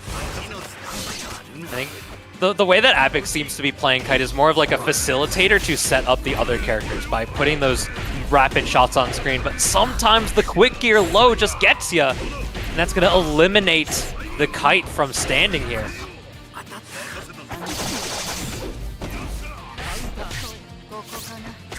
Just electing not to quick gear after that. I'm not sure if they actually had any. Oh, here's Dark Nefer. Dark P2. Oh, another chance. I love that you get to reposition as well. He's going to try and set out an active hitbox in the moment there. Popped the overgear, had plenty of time to look. Yeah, but no overgear on the side of Avic. It's just raw, unadulterated, unfiltered, level 5 Dark Nefer P2 just getting fully sent down. He's back on the board here, 1-1. Doing a good job of bouncing back here. And again, I feel like this is the marquee matchup. The one that's been the most important is, can Morel actually close the distance and get the damage and get the potential hits on Kite? I feel like Kite has been the biggest thorn in the side when it comes to the big man. Yeah, on average, I would say Morel has pretty good tools to deal with Kite. That looked like a guard break. I'm going to be real with you. I could not tell, though.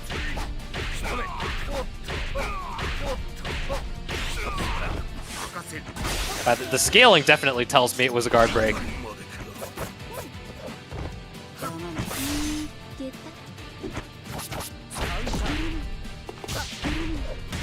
Still getting caught? I don't know what they're pressing there.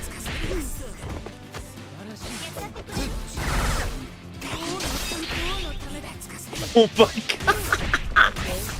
The sequence is disgusting as the overgear is spent. Finally has to spend it on their own, is able to get the high-low. The quick gear plus level 3 overgear Leorio, there's no doubt they're just killing. Oh, they flipped out! Blocks, they just fully committed to the forward heavy, not even going for a special cancel or anything.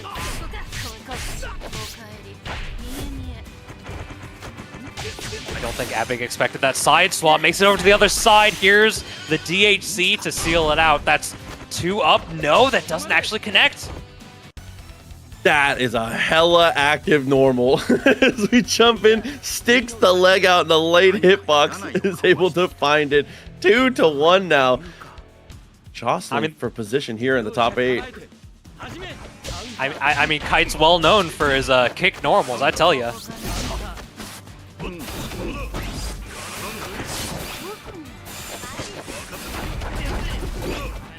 Avic just really loving that full charge neutral arts.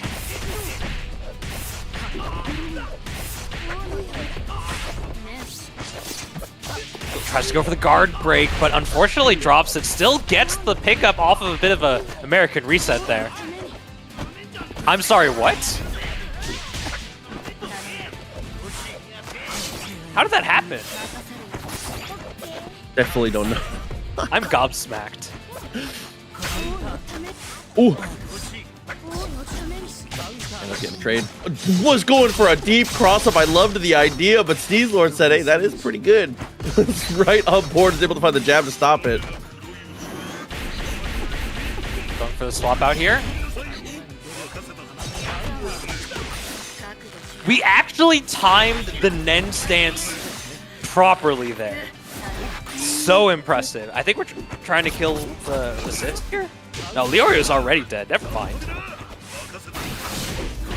Giving away the character in the end, finds a sweep, and yeah, had to delay a long time with the jump in heavy, but does manage to find it.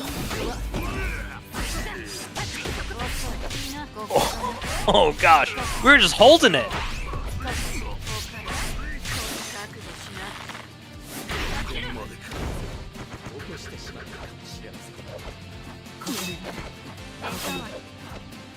Play here. No overgear for either player.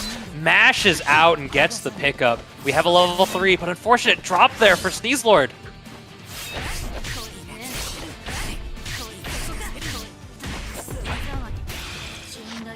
For anything fancy, no, just the level 3. Pretty early in the combo. I'm saying it's dead. Definitely looking like it should be, as it is. Havoc, just like that, has punched the ticket here in the 3-1. Another one of our top seeds with an early exit there. Sneezelord, hella consistent in the qualifiers, but unfortunately a 9th place exit again coming into this one here as we're moving into our final top 8 qualifier match. Holy. Yeah, it's going to be a barn burner, though. Sundula versus Dan C. The Meruem versus the Uvogen. Or I guess the Krollo into Meruem versus the Uvo. Yeah, definitely a scary prospect for sure. But again, the number one thing to remember coming into this one is you have to stay aggressive. You have to stay vigilant. Do not give Dan C room to breathe in the early stages. You can't overextend and do anything too nutty, but if the fish comes out and the assist comes through, again, those 2 looks, Miriam's gonna be able to open you up. No one can block forever. Meruem is just so mobile. Probably the fastest character on the ground. His dashes are so quick and is able to turn any touch into an overhead low. A mix-up like that. He can even do overhead forward heavy into a low raw because that's just how his normals work. So taking a look here. I gotta get my predictions on too in the TNS chat. I'm not gonna lie to you. Got to get your points, man. I stay on it. Oh man.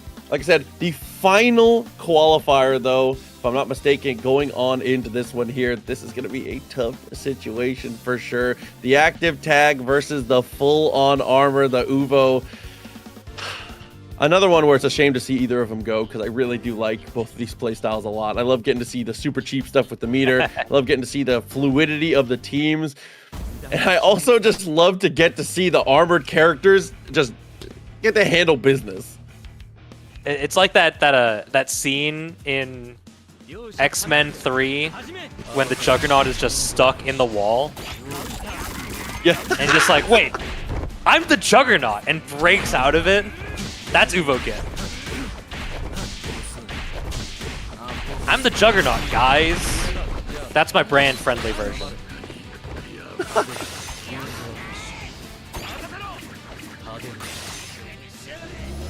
Using the switch arts, very cute. The fish still still connected. Deep cross up gets the follow through. Fancy into trouble here as we're gonna cut through. No extension. Yep, level 1. Saves it. Gonna be able to get the auto times. Oh, we were holding up back. I was too. I don't blame you. My God. Very well placed. Duel is one of the only Krollos that really favors that stand arts as a pressure tool. Sliced up but still alive. Opportunity here with the tag. We get some chunky damage on both sides here. Overgear actually ends up getting popped. Doesn't have anything to show for it there, and the quick gear after the teleport is so disgusting. Dude, Meruem jump scare.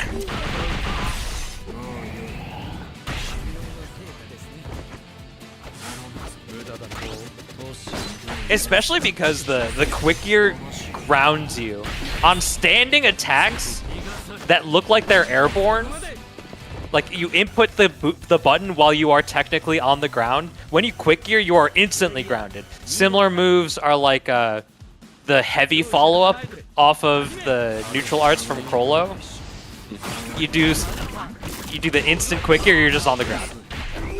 Any of the overheads, like your 6Hs, that look like they're airborne, you get grounded.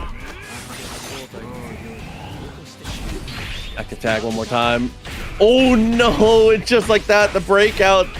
An absolute robbery in progress here as we are going to walk it straight to the wall here. Sundula, opportunity to bring this to a 1-to-1. 2 characters left over. Goes for the double cross up and it's going to get punished straight away. Dan C. Work of art on the punish. That raw down arts as like a save me tool. Very, very clever thinking from Dan C.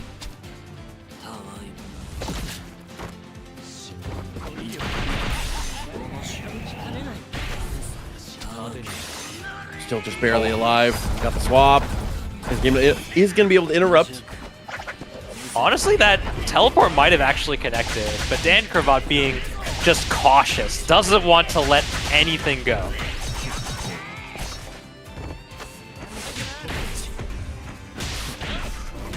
Oi. Put those knee pads on. Yeah.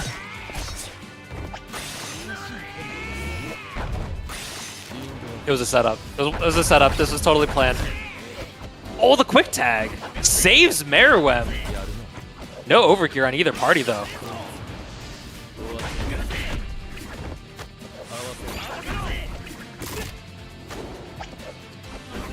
Dude, I swear, the fish having the Minecraft eating soundbite.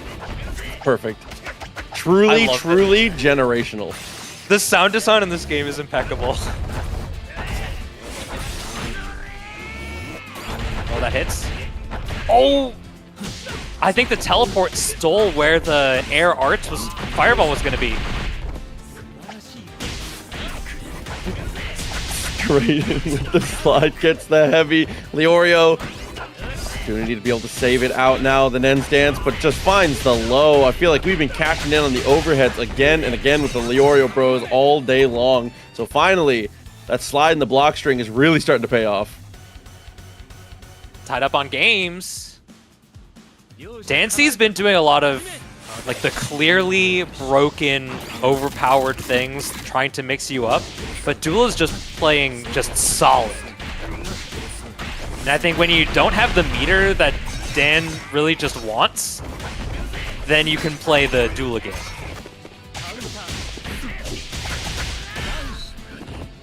Spectacular match. Honestly, preeminent masher. Up. Everybody's coming to the party here. Unfortunately, the Leorio on the side of Dan C is able to get that first interaction, but the fish saves the day, as it always does. I wasn't sure if that was level 1 or level 2 fish. They came in clutch, but Dan just getting the instant hits here. That ought to be enough to seal out the kill versus Leorio. He flips out, though.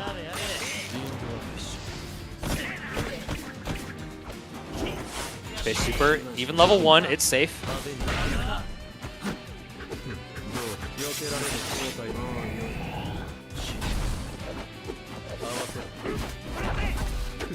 Pass after the delay, finds the low after the lockdown here. Sundula, it's not a good chance, but the chance is definitely there. A couple bites, extra extension. Yeah, going for those early supers, a lot of the damage is loaded onto the back of these combos. So just making sure you get to the end is definitely very smart. This is gonna drop though. Dan just wasn't ready. Oh, Dan looking a little ready. What a follow-up there after the pop. Plenty of meter to be able to show it off. He proved me wrong.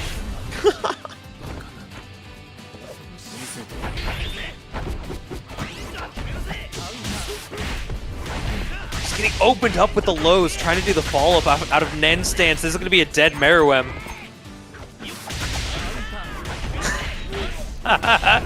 Dude, every time a character flashes blue like that, that's just like neuron activation for me. Every time. Every time. If it's something, if I'm going against it, then it's fight or flight neuron activation. Yeah. I'm in the fortunate position of not having to block that. So I can find it as funny as I want it to be.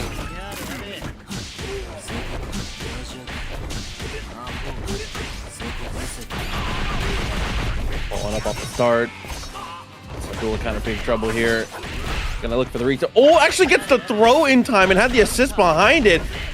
Oh no, but the opportunity passes us by. Dan C back in the mix again. Here's the mix-ups. Meruem coming in, using the overgear, but because Leorio was active, they didn't get popped up by the bubble.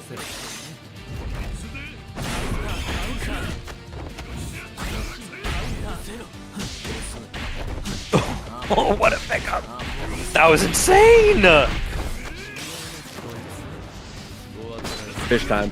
Oh, no, put the fish away, gets the throw, tries to step a bit too far into it, is gonna get the connection here, and swaps the side, but drops the combo, still finds the throw to keep it in.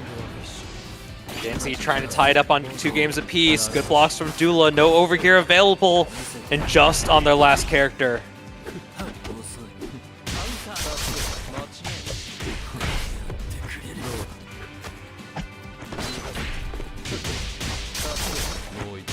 Was definitely enough to send Merum out of the game. Doesn't go for the kill, just goes for the setup instead. Maybe worth it. Characters coming in from the right, though. Okay. Thought for sure we're going to go for a fish of our own. Instead, pops level 3. We're just able to block. Oh, my God. The super flash startups for the level 3, they like make the meters disappear for a moment. I have to just wonder, do they have the quick gear or not? I can't tell. Yeah. There's the Dancy start. Patent pending. This doesn't get the win in this set. That's approved. Straight in with the ground bounce, though. Uvo finally getting to play the game after what has felt like 3 or 4 games. Other than game 1, Victor really just hasn't seen anything. He hasn't seen any pressure of any kind.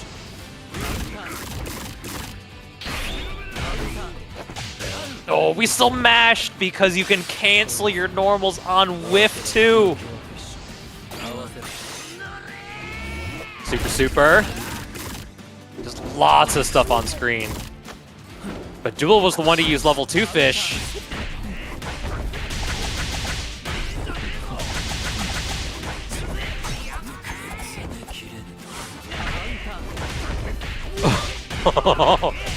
Scratching the back of his head on that one. Oh my god, Leorio!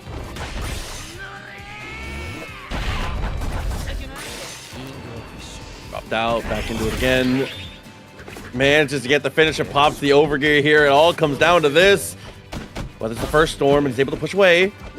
Very brave to actually use that Nen stance. Unfortunately, getting their guard broken with the throw. Our last qualifier into top 8.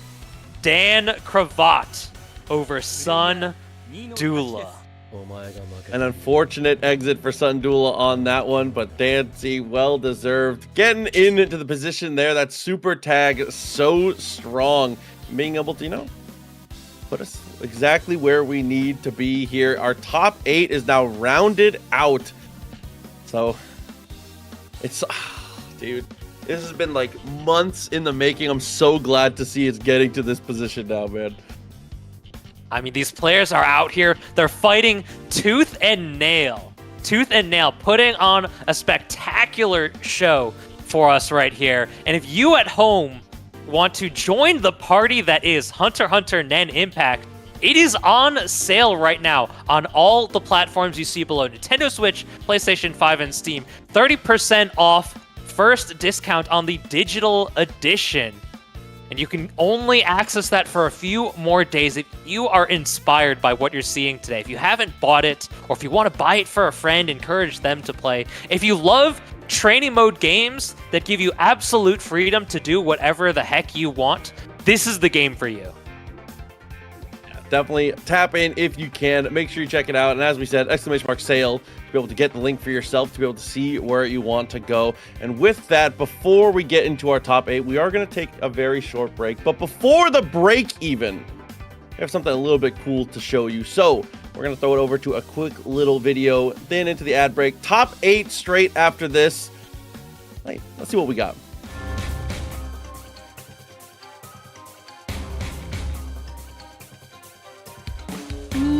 Get that?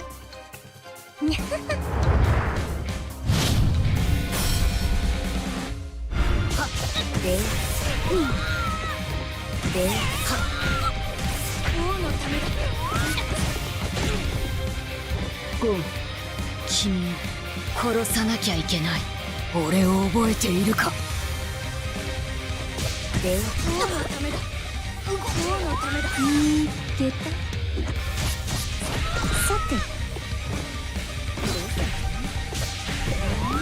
さてエクシコーラ限界を超えて前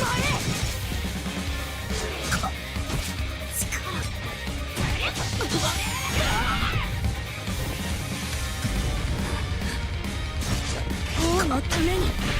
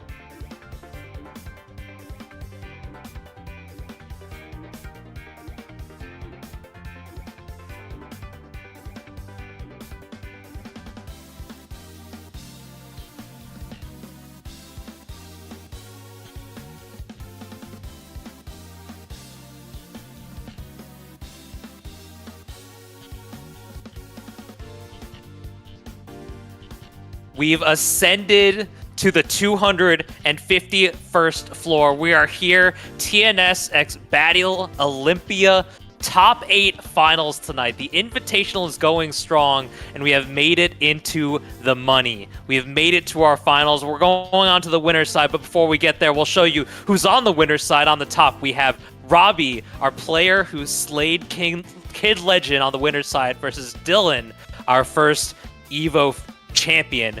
Joey D, the big Bisky mastermind. Yo Deadman, one of the craziest teams in the bracket. Absolutely. And then going into the losers there, Dan C, who you just saw doing a great job. The one mirror rep being able to handle business here, facing off against Abik, who has been, again, the shining light as far as Machi goes. And then down to the very bottom, Loading Demon and Escalante to be able to close it out for us here. So the top 8 is settled and ready to go. And as we said, every single match tonight will be streamed. So we're going to be getting into the deep end here. Starting off first, though, with our winners semifinal. This is going to be Robbie and Dilnyan coming up to bat. And just looking at the way people have been playing today and the overall consistency, if I had only watched the individual matches in a vacuum, I would say these are currently the 2 players playing the best, the 2 players to beat right now. I mean, it's absolutely crazy how fast people get good at these games nowadays. This is the information sharing age. The information sharing age where we're always posting, we're always showing everyone, this is the tech, you gotta learn it. One of the players on screen, Dylan, he's definitely a tech monster. Probably the best lab monster in North America. One of the most well adept at playing that single player game. And we have a lot of other players who are just so good at learning and so good at quickly picking things up. And even some knowledge checks coming in with the new character, Neferpitu. She's only been out for a few days. I want to say she came out Thursday.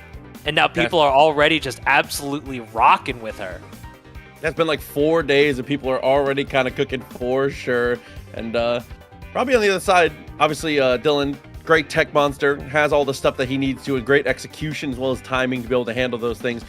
Robbie, as we've said before, playing a character that demands damn near perfection in Kurapika, that health drain, obviously putting you in a weird position when it comes to having to cycle your characters in and out and being able to manage your gray health. So having that extra layer of worry on top of the things you already have to worry about so much in these situations is definitely a big deal here. But he's been doing the best we've seen of anyone at being able to manage those spots. So just waiting on, if I'm not mistaken, just waiting on Robbie to be able to get into the lobby here so we can get this top 8 started. I'm extremely excited to get to see.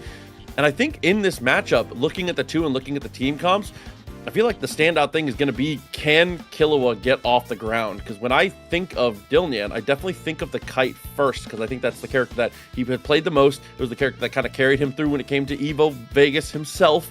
But I think now, in the way that he plays and the team comp that he has made for himself, I feel like Killua getting started and building meter is kind of everything. It really has to get rolling. Yeah, and the way that Dylan is practiced and laid out the team, getting a single hit anywhere will lead to a kill for not just 1 but 2 characters. But it really comes down to, does the game cooperate with him? Do his fingers execute properly?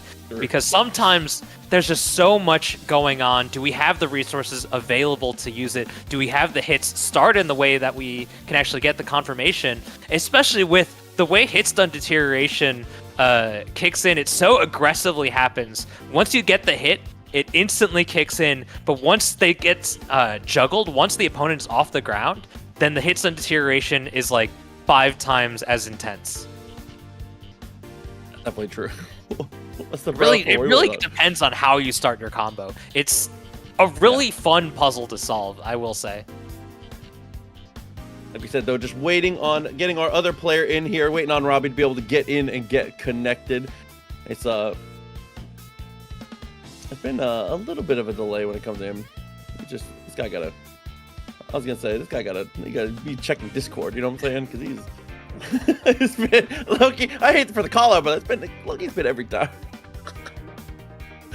No. He's getting his DoorDash right now. Respect. I wish that was me.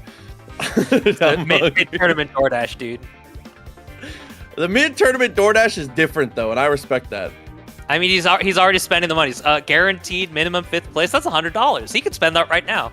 He could spend that all on one sandwich from DoorDash. I was gonna say, just order like 2 McDoubles. You've done it.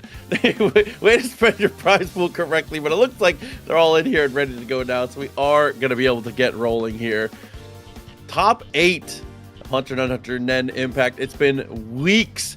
4 weeks of qualifiers, blood, sweat, and tears. 12 hunters make it to the final dance, and finally we get to see who comes out on top as our top 8 truly begins. Is someone checking in chat they actually tried to order 2 McDoubles? Or is this simply more exaggeration for the bit? I think it's the bit, but I definitely respect it. We must check. Maybe they live in a super remote place. And it's just more expensive to get the McDouble because the driver has to go so further. Maybe, honestly. Just ordering McDoubles from the moon right now. From the moon? Yeah, let's respect that. That's at least $100, I'm saying. Minimum. Ordering it to the ISS. We need to get our astronauts some McDonald's, dude. Make sure to include the toy. Apple slices, caramel sauce, and a toy. I forgot they have apple slices now, huh? I mean, they added the apple slices after I was kid enough to get the kids' meals. Respect. Respect. Oh, dude.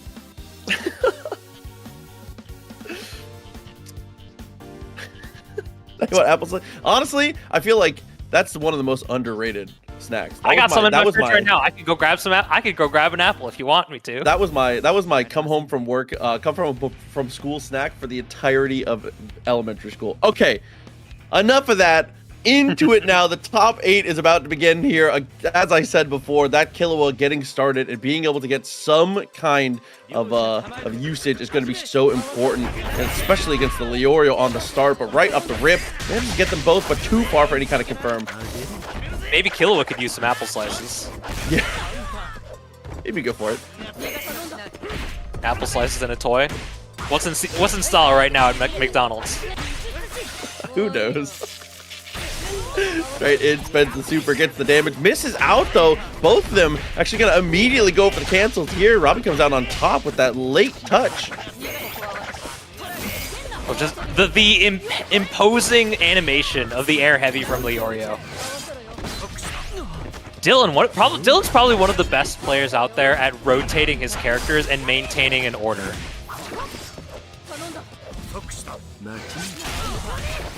Oh, there. Oh, he drops the combo. Instant overhead attempt. It goes through the Nen stance, but we're back to neutral.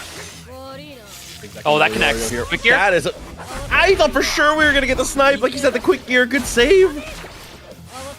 It's the panic button, dude. It's the eject button. Dude, this is the most neutral we've seen the entire night. What the hell is going on? Right when I say that, neutral's over. Oh, 2 characters gone? Oh no, and Lightning unfortunately striking twice.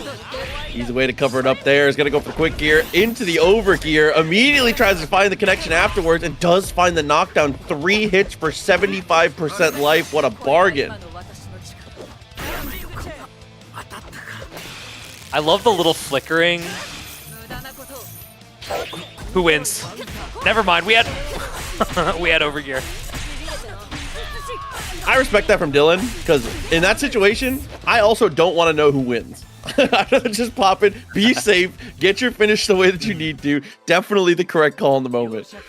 Yeah, Robbie didn't have quick gear there to keep themselves safe when the level 3 flash happened.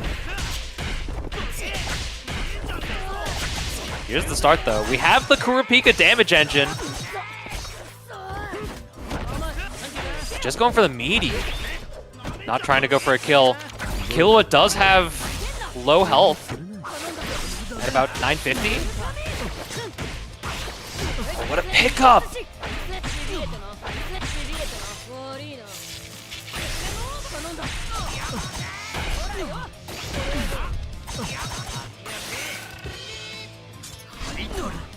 Oh, we have the extra bar. Are we going to build a third? There it is. Just goes for the early super. Do you got these? Do you got these? Like we do. Looking No, like it we didn't do. Oh, yeah. Is able to get the Nen stance just in time, but still gets hit, unfortunately. I think the super came out not when they wanted them to. It's normally supposed to be kite super to activate that when Dylan goes for it. Oh, unblockable. Thanks for playing. Thanks for playing. Overhead plus low. Thanks for playing.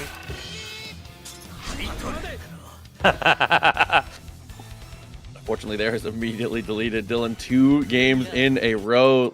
Looking incredibly strong as he always does. Robbie needs a major bounce back here. In the air-to-air, the jump heavy. Oh my god, but the no-look from Leorio is crazy. The over-the-shoulder. Oh my god. Dog, this game is great.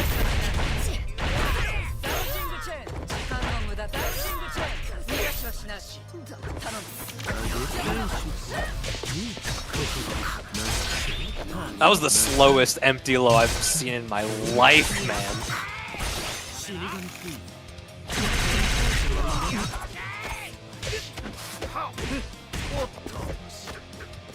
Forward, unable to get much else. Oh no, and that's never the trade you want to see.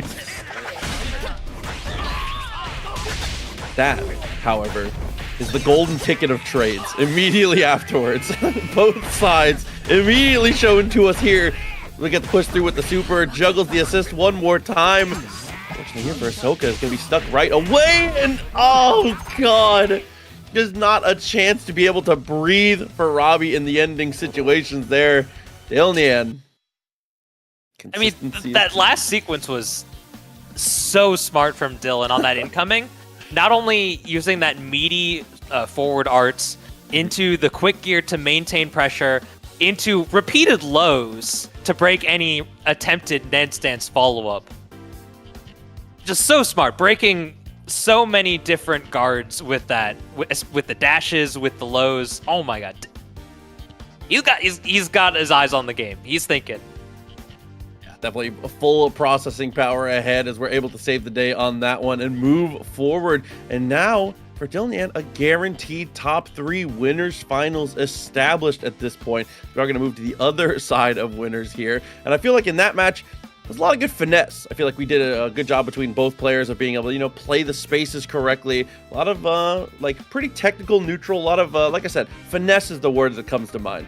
We're going to move down in the bracket here to the other side of winners. Finesse be damned, Joey D is back on the sticks, bro. The big bodies are going to try and handle business. Yo Deadman's going to fight for our life on this one. But, again, if there's any, anything shows from our earlier sets here has shown that he's able to handle the big bodies well. So hopefully Yo Deadman is able to keep that composure and keep that pressure up facing off against Joey D. Yo Deadman, probably one of my favorite players to watch in this series. Yeah. The incredibly unique team before this week playing the Netero, Gon, and Razor, I believe was the third character. Now playing the Netero, Gon, and Neferpitu. I believe that is what we're rocking now, yeah. The Netero, the air arts, the dynamic entry, the Rising Fang, the freaking Iron Fist kick. I had to scrape the corners of my brain. The Rising Fang. You love Rising to see it. Spartan Throne, where are you? It's also the jam kick, the one. Chie got it. It's the kick, the one. The kick. it's the airborne kick. The grounded kick is the yes. white woman sweep. Yes. That's the other kick. That's one of those things I always forget about, and every time I remember it, it's one of my favorites. One of the best, one of the best FGC memes. So like Karin Kansuki, crouching roundhouse. I don't know who else has it. Everyone. Many people have it actually. That's a generational normal that's been passed down generation to generation. But here we go. Back into the mix again. Joey D and Yo Deadman. Netero off the rip. How are we going to be able to apply our pressure? How are we going to be able to survive the Uvo onslaught? Instead of trying to survive it, we're going to try and take advantage. Gets aggressive straight away, but unfortunately, it's not going to work out, it looks like. Who can sort of play the high flying super jump neutral better than other characters, but a character like Uvogin with his down arts kind of invalidates a lot of that. Oh, yo, Deadman, did you maybe forget which side you were coming in on? Jody was just pressing.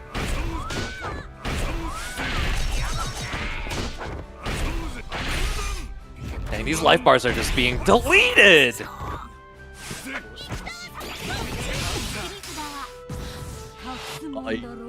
Big ski. Out hit on the crouch heavy, it looked like. Crouch medium, maybe?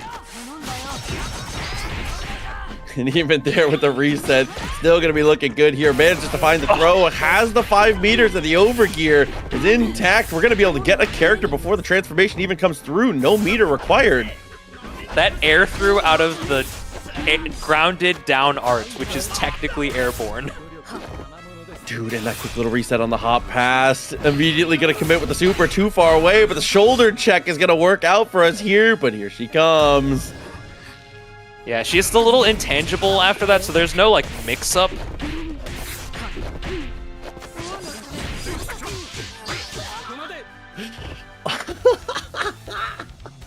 Listen, you can use that quick movement. You can reposition however you'd like. I'm putting the shoulder down. I'm charging forward. I'm handling business. Uvo's still going to get there. With the Infinity Gauntlet. I am eternal. Actually. I am inevitable, excuse me. Eternal and inevitable. This dude Uvogin's definitely just gonna punch it to death. Yeah, see example A right here.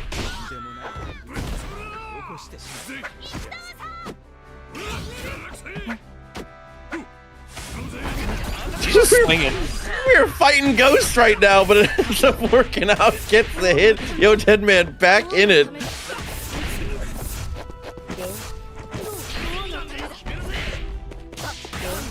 Oh, what a punish there. Great use of the instant Nen. Get the back hit. Jody's mashing. Okay, I'd be mashing too. Oh, but we keep forgetting the overgear dash. Hitbox. Everyone forgets about that. Got the hit straight in once again. 1,000-hand slaps. We look for the left, right. Finds the throw. I can't believe there was a gap. Just barely got pushed out of the hands, it looked like. And here it is. Big ski once again. Just raw level 3. Or no, that was just level 1. The animation makes it look like a level 3.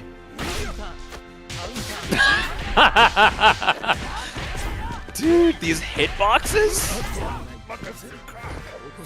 We might not be able to build the level 5. We might just be able to kill here. This is a Nen starter, though. You're gonna want to finish the combo early. There it is. Yo, Deadman goes through the big mode Bisky. What's this one? How do we solve a problem like Bisky? That's a great question. I'm still asking that question. I'm still wondering. Yo, Deadman has one answer at least. One method.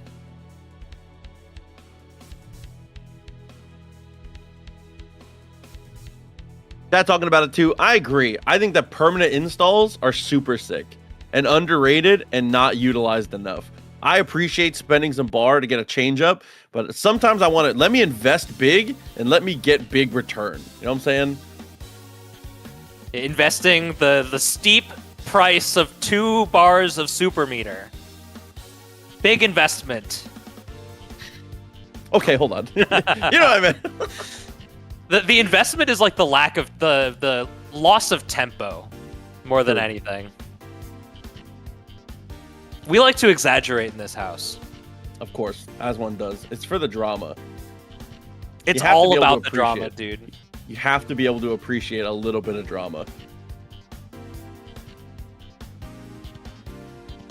Potential issue here, as it seems, between our two players. I'm seeing perhaps some technical difficulties. We'll get this solved as quickly as possible. But chat, how you been feeling?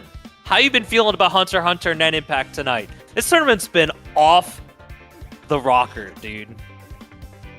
It's been goofy as it's supposed to be. This game, this is the vibe we're absolutely trying to bring. Like you said, high damage, high consequence, kind of ridiculous the way that it goes through. I've been having a blast as always. I like the game. There are not enough games in sort of the main games, I guess. The main games, there are not enough games that aren't taking themselves too seriously. Like, you think of your Street Fighters, your Tekkens. Guilty Gear is even pretty serious. There's some goofiness and humor. 2XKO is a little serious, but there are characters like Teemo. Yeah. But Hunter x Hunter NENxIMPACT is definitely a game that is not taking itself very seriously. And I love that about this game. Because this game is just pure, unadulterated fun. It really, truly is. We're going to get back into it now. It's going to be Joey D on the left side this time, 1-1 currently as we find the air-to-air. Misses out on the confirm, though. These things were a little bit too high, and maybe was unsure if we were going to actually be able to get it to run. Oh, classic Yo Deadman start here. Oh, misses their pickup, but here's the super tag. Left to right, where are we going?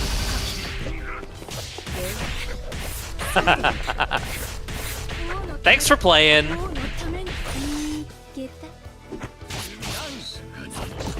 Yeah, this has so much corner carry.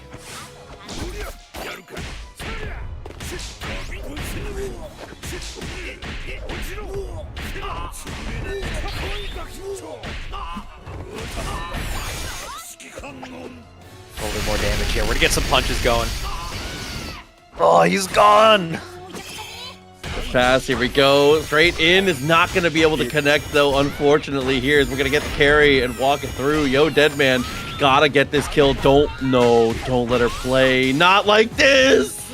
Yeah, I think the air heavy caused the ground bounce, juggling them, and made the combo a little bit not what they were expecting, but bravely, Nen's through most of that. Look at that recoverable life just absolutely diminishing.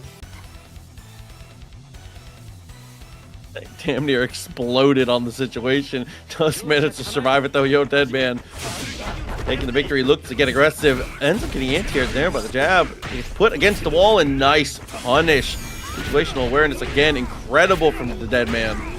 Especially because he recognized that Yo Deadman recognizing that Joey hadn't taken any damage means that he didn't have quick gear to keep himself safe from using those air art moves.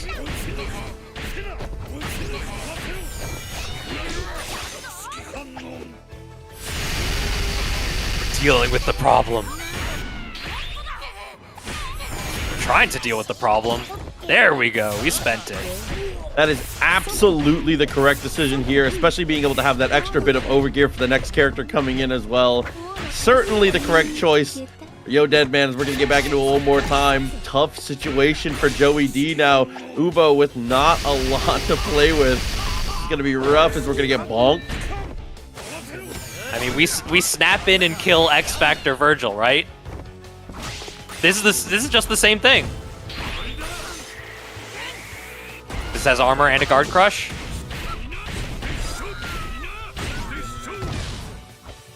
That matters 0% to the big man. Whoa! Oh my god! Your life bar is just evaporated, but luckily he's still able to get the hit and is able to get the finish. Yo, Deadman gonna take the victory here.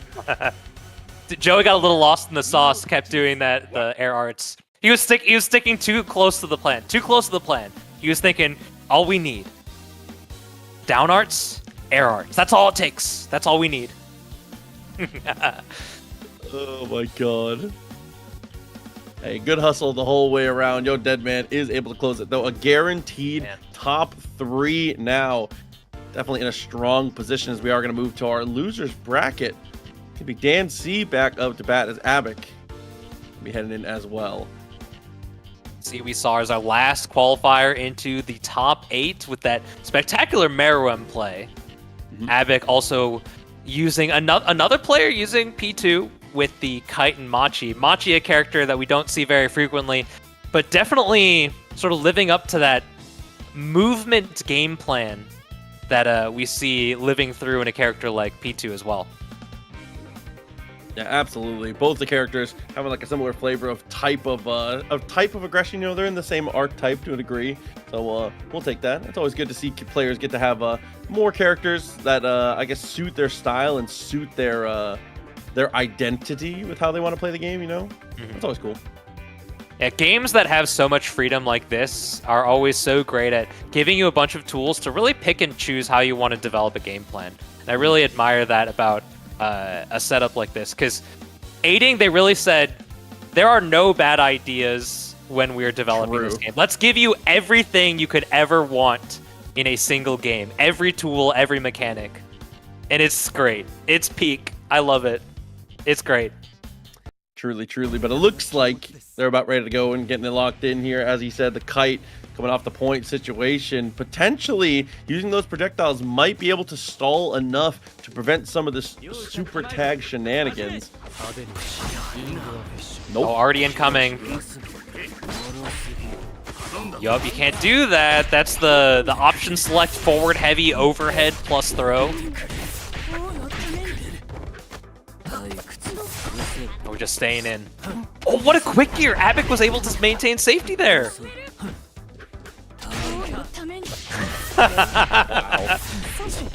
That's the cheap stuff, dude. Just let it rip. Hold that arts button.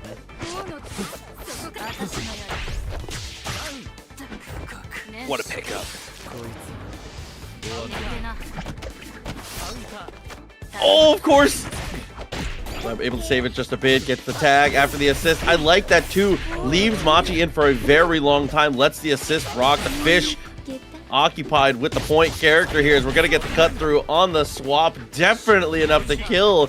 And the single character left over, Leorio, more than capable, but maybe not going to get a chance.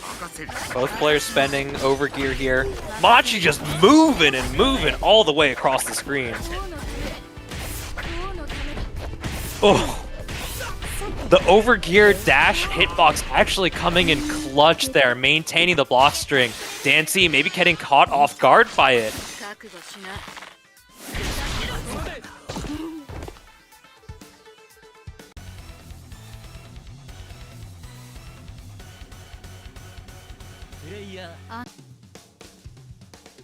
Very powerful first game for the likes of Abik.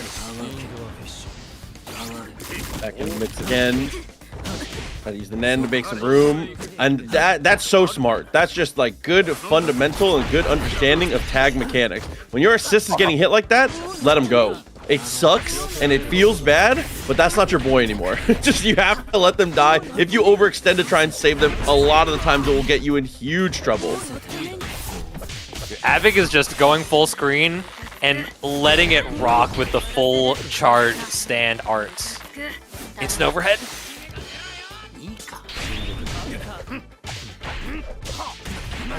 That was brave by Dan C, but to no avail.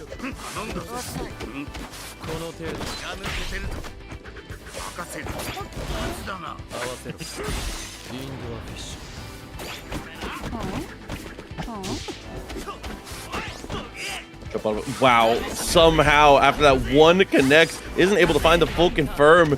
Drops it out and saves the day for themselves. Lands and still has to block, but again is an unbelievable showing of defense there from Abik. I know it looks safe and simple, but the high-low game from Leorio is no joke. That was some crazy defense. Defense makes champions, man. If Abik is playing like this for the rest of the bracket, he may be winning. I don't know. That was insane.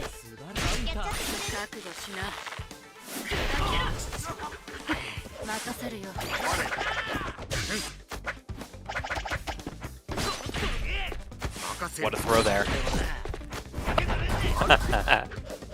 I swear there's an echo. It's just like that takes the shot to be able to save themselves out. Can't see, unfortunately. Falling a bit behind now. Abik continuing to be so successful, and it's just been the entire team too. I feel like a lot of the times in these games, we've been able to pinpoint a single character, a single moment that has been really carrying through, but for Abik, it's just the complete package right now. For the first two sets of top 8 3-0s, are we gonna get another? We had Joey D got a game, so there was a 3-1, but yeah, they've been I think that's one of the nice things about this game, truly, is even when you're playing stuff that's a little bit lamer, this game is very fast. You just, like, you die, man. Like, it's so much damage all the time. Even when Krollo's dead, the fish keep going, by the way. Big very smartly just letting the Nen stance hold for just a brief second long. Yes, but Machi's horizontal Nen follow-up, her Nen follow-ups in general, not very long range.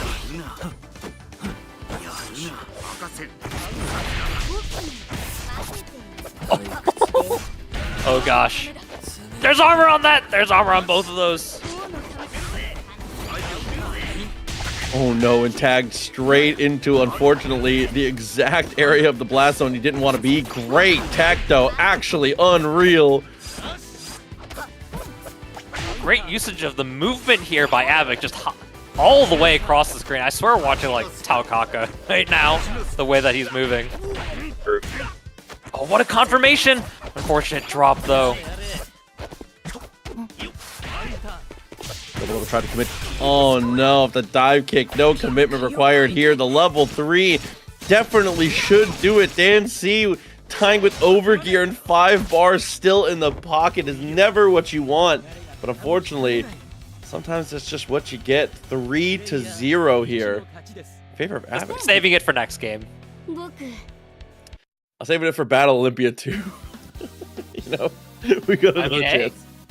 These matches have been great. I would be excited to see more Battle Olympia, or at least HUNTER on hosted by the TNS crew.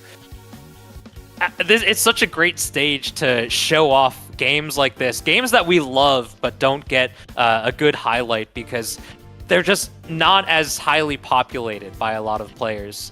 And there's just a core community that loves this game so much. And when they have this opportunity to play, it's always just such a treat to watch. Of course, big shouts again to everybody on the TNS team that makes sure that this thing runs and everything, that the wheels keep turning, as well as this is being hosted on the Arc System Works channel as well. So good to see all of y'all in that chat over there as well.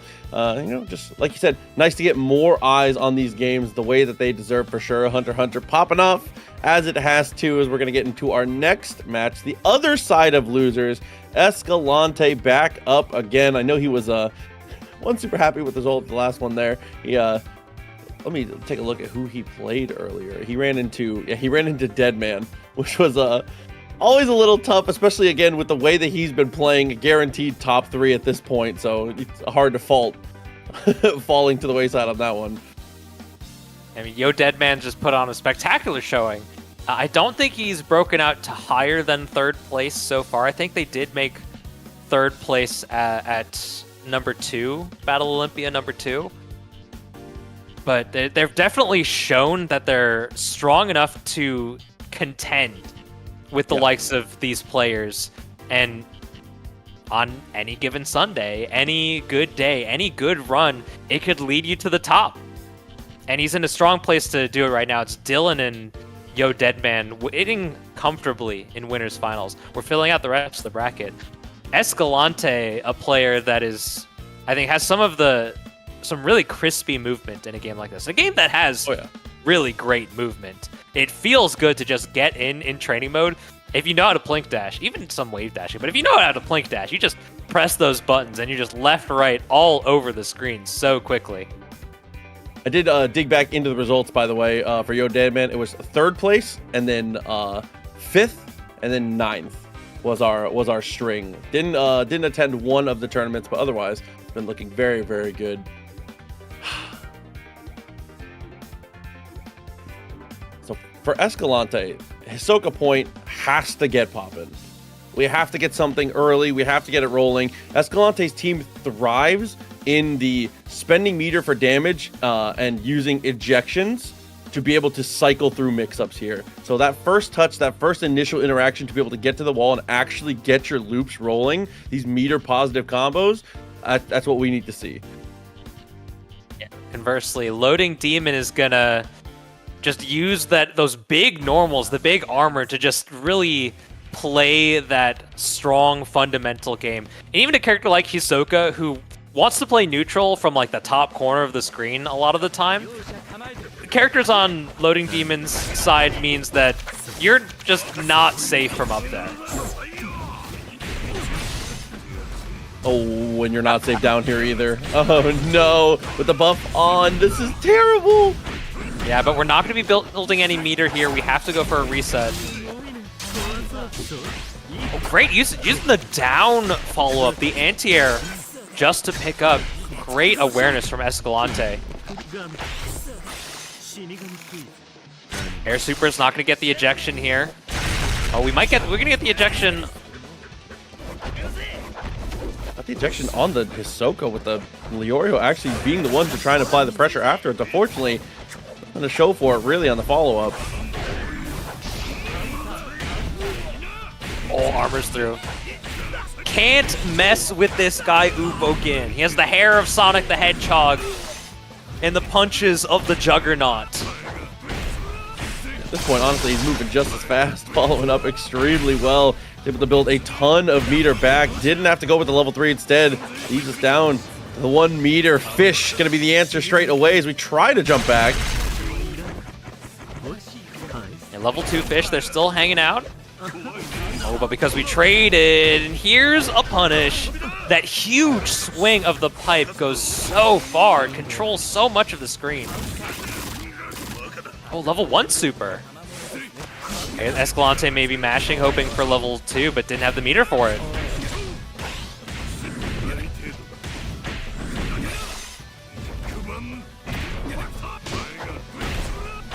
This is definitely a kill, right? This is definitely a kill, right? I feel like when Ubogen's involved, I feel like I kind of always know the answer, and I never want to assume too heavily. But the guy's just really, I feel like he's good at a couple things. I feel like all of them involve the life bar hitting 0.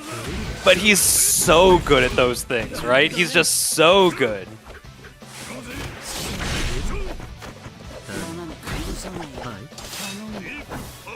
Those huge normals, the jump heavy and the jump nen. So big for Feitan. Oh my god! Speaking of big, the Helmbreaker to stop everything. The back hitbox deciding this. Dude, Morel is a devious character design in like truly the best of ways. Yeah, I played him for about 11 seconds and was like, yeah, I'm never dropping this. It's like, this is my character for life.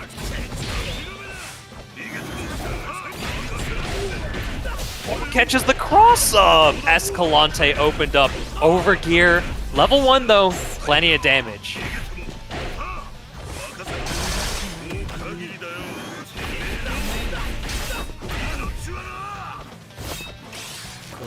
Dude, moving in and out like the Fox players between stocks. Ooh, okay. Check back into the mid-screen here. Fish out of there. Extra bit of damage though, and it's gonna step back and set it up one more time. Oh, yup. Crollo's a character that has a forward heavy, so just holding Nen in front of him is not safe.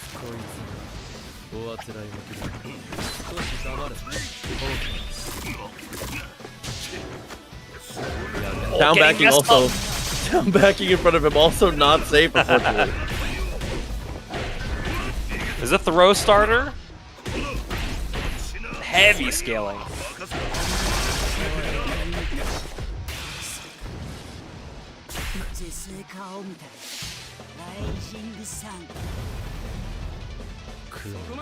Oh. That's the level 3 where I'm always the most unsure of what's gonna happen. I'm not gonna lie to you. We just don't see enough Feitan, and he's not the kind of character that's like, oh, this character just deals out so much damage all the time that I just never know. I'm definitely on your side with that. Goes for the double super route. Oh, unfortunate. Just a little bit high there. Ended up essentially reset there. Oh no, and the side swap again, as well as the homie able to get the extension. Level 3 still in the pocket here. Just gonna spend the 1. Oh, a little bit too low on that. It is different for most characters. The way that they tumble during hit stun makes it really strange.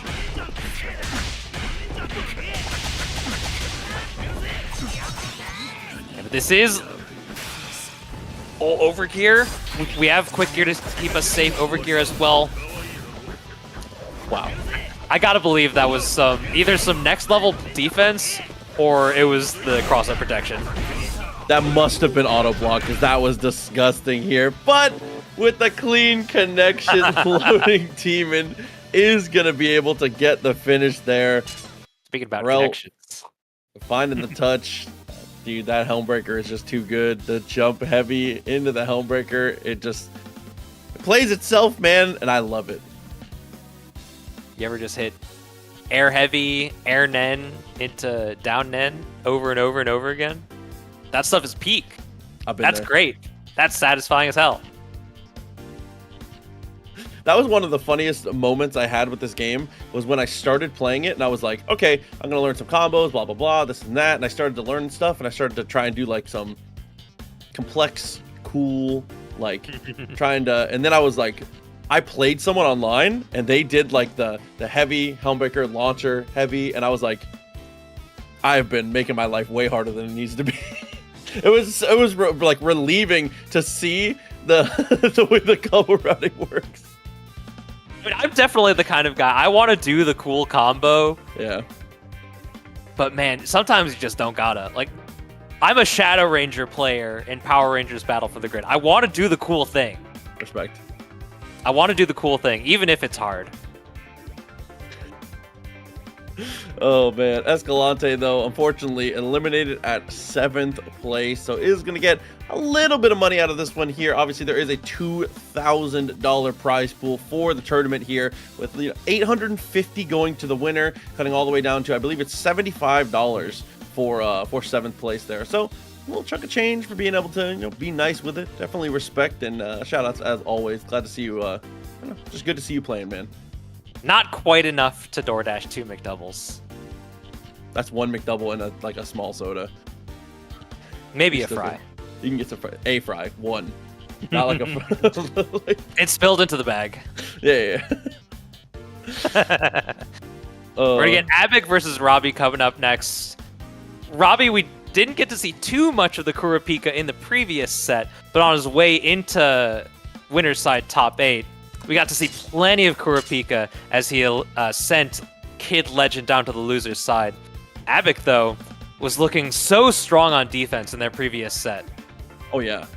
And I think that was the most impressive thing, is that Abik's defense is not like using system mechanics to narrowly escape like some Indiana Jones sliding under the... Abik just down backs and then stand blocks and just is like very chill about it. Not a lot of push block, just is correct on defense often, which I think is more impressive than the great escape stuff, There's a lot of situational awareness that comes into being able to block something. Like simply blocking a stand normal from Leorio is like, okay, what's coming up next? And you can intuit some based on the attacks that come one after the other, but even something as simple as like having the wherewithal to block the high movement, high acceleration, dynamic gameplay from everyone else, the left, rights, the active tag, just the complete onslaught that comes from every character and every team.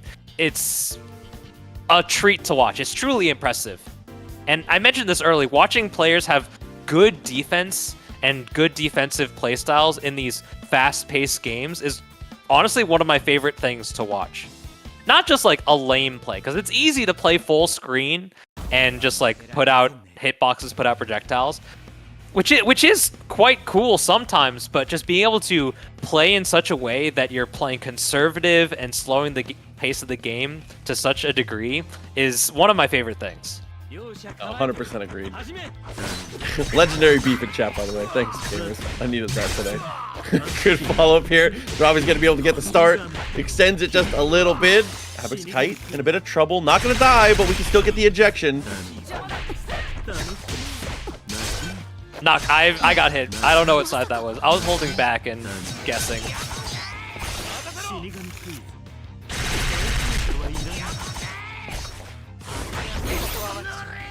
Just built the meter. Oh, clutch. I think it's actually still just a pixel, though. Ooh, exactly enough. I don't know the health total. Also, I don't know how Abik got to the other side. I think it was because they were hit on the back hit of the... I think that was the stand arts. I'm not sure what the health total is on Neferpitou, but she's got to be on the lower side. Historically, that's the balancing factor, right? If you get 2 life bars, we make 2 small life bars. Like, that's it. Here, we'll give you a normal character's amount of health over 2 installments. 2 easy payments of $19.99. I think Robbie working on a hood perfect again. The only damage that Robbie took was from the Kurapika health going down from the Red Eyes install and armoring through with the Crouching Nen follow-up.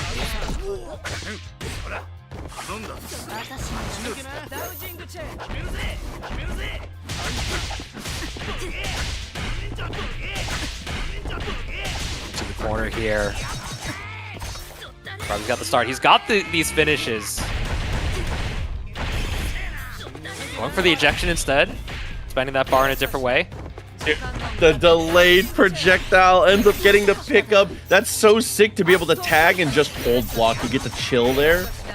How cheap is that you don't even have to move? You just get to watch it happen? Nen's through, able to get the hit with the special. Super pickup.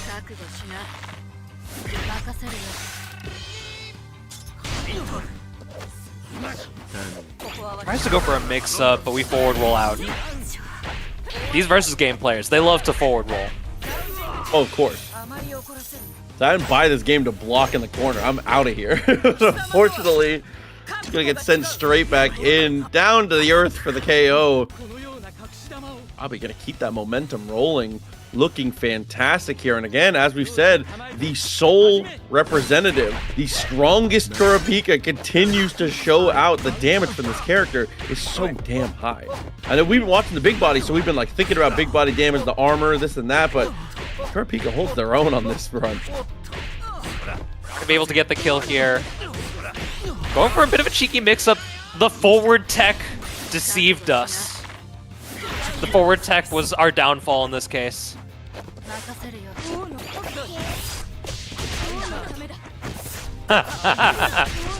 Dude, she's just holding the stance, man.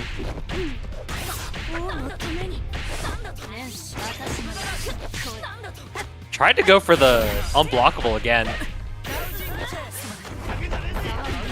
Gotta be careful. Kurapika's low on health. The pickup here is gonna be really strong. We're gonna be able to get a little bit of life back here if we want. Great health. This character, dude, when I say living on the razor's edge, when I talked about this character demanding perfection, this is what I was talking about. That gray health down to nothing. We'll be able to get a little bit back now, right? Just a little bit. Oh, using the overgear just to guarantee. I swear the set just started. What happened to these games, man? I swear the set just started. This was an absolute speed run. I mean, that's kind of what happens. Avic, unfortunately, playing 3 characters that I think are on the lower end of the health pool, and Robbie playing a team that absolutely deletes you. Again, when you think of like limb zoner characters, I don't think you normally associate them with damage, but with Kurapika, that's a part of the conversation. It's just, it hurts so much. And the loops in the corner, the way he's able to spend meter, the type of control he's able to put out. Character works. So sick. And I think also being automatically in install there, basically automatically in install all the time, because there are very few characters that don't trigger it, especially when you have to build a team of 3 characters. But Yep. You get that extra damage buff just naturally. Yeah, it's well worth it for the health drain for sure. At least Robbie continues to show that it seems to be well worth it. And we are going to get onto the other side now. So Robbie guaranteed 4th place. Abic, unfortunately, out at 5th. But another great showing and another dub for the Machis. Glad to get to see you play, and hopefully we get to see you even more when we get to play this again at some point. I mean, basically every time there's a HUNTER tournament going on, I always see Abic in chat just talking game, having a good time. Yep. I always appreciate players that just the game is over. It's like, okay, I'm having a good time. The fun can commence. The fun can continue. Doesn't matter win or lose. This is just what we love, man. This is the game we play.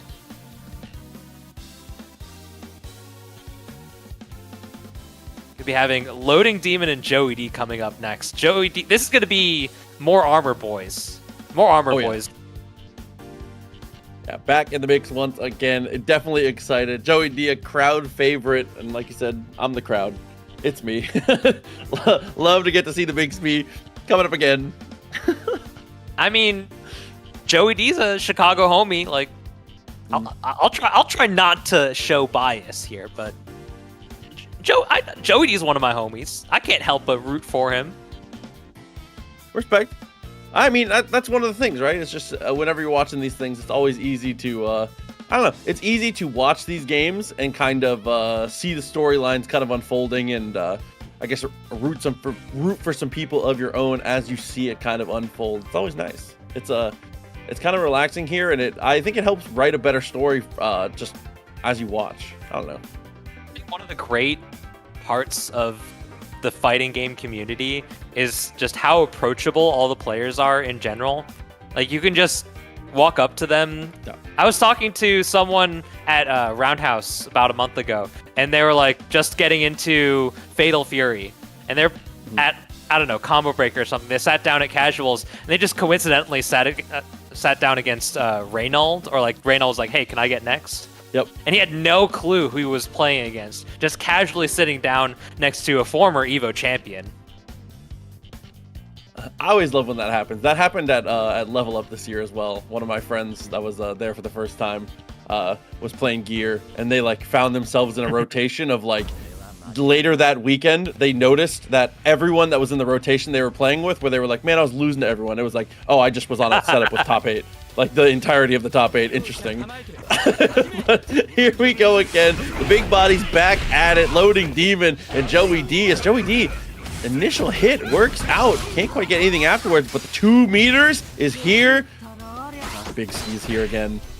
Blocking for your life, getting hit, especially with access to the reverse speed. She's even more of a threat. But you just pop the overgear to make sure that we can get this kill, get this hit. I do not blame Loading Demon. We want her gone.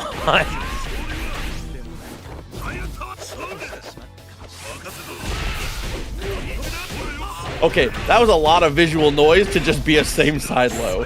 That was really tricky. Dude, it's the collision box mix-ups, dude. Hey, you don't have to know what side your mix-ups hit on. You just have to know that they work. Oh yeah, they work. Go for the tag. Just gonna try and save yourself on this one here. Gets the hit on the assist. Forces the push away. And of course, you already know. DP's through it once again and finds the connect, whatever side that was. Holy. You are simply not safe. You're just simply not safe. There's that one Twitter video that people were like up in arms with. It was the Uvokin pops into super install the power buff into level 3 overgear and just chips every character to death. That's what I call netting it up. Real net hours, who up? Oh man, and just to get them both is gonna cut it short with the super straight away. Loading Demon, a very good way to get us rolling. Has to go for the reset here, but the reset works perfectly. Assist is still in. It's like the combo never ended.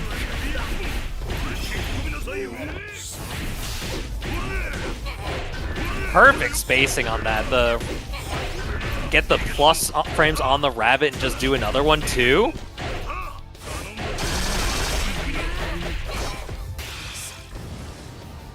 Okay. And I did learn very recently, shouts to Isisera, this actually does damage based on the amount of health that he has left.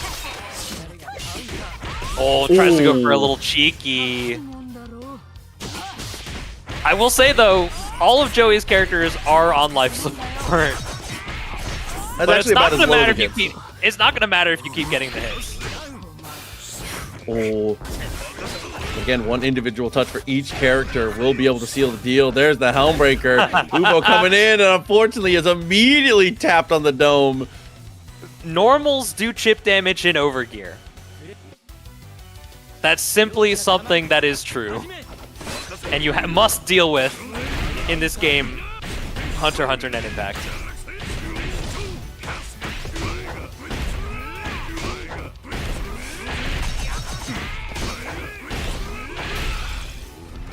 Oh, it's so dead. You're so dead. Why are you hitting yourself? As we said, you got to be able to get the kill in the mirror on that first initial touch. I think Loading Demon trying to go for a quick swap. Ends up getting the assist instead. Okay, managed to save it. Overgear no kill feels terrible there, but everything is coming back together at least. But there's one scary thing about this here. Joey D has Bisky with 2 bars and level 3 overgear. Yes, so this might be another. Oh, I like this. Very smart.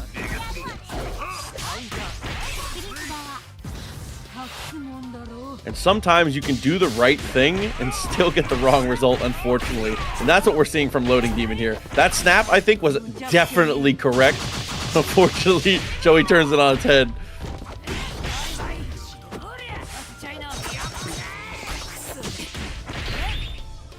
The casual just jump over, let the assist do all of the work on the mix-up.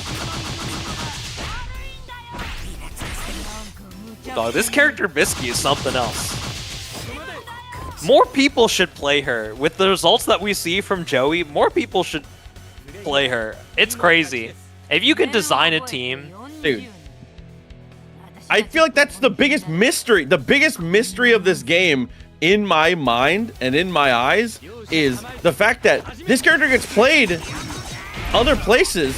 It's just in North America, it's just Joey. Nobody else believes in the biscuit. It's like how only North America plays Leo Whitefang. We don't know why. We do know everyone around the world plays Uvo, Gin, and Morel. As they should.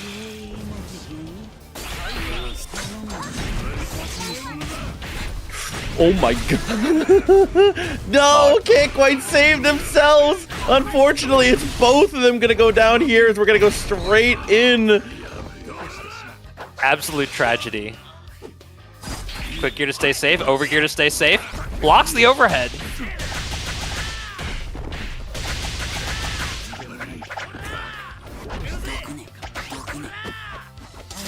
Oh, he's lost so much life just from Nens dancing through that.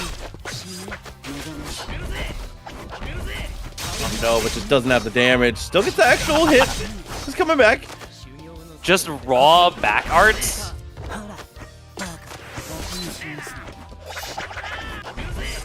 Dude, Loading Demon's kind of going crazy with this. Never mind. Right when I say that, he gets hit by the preeminent air heavy.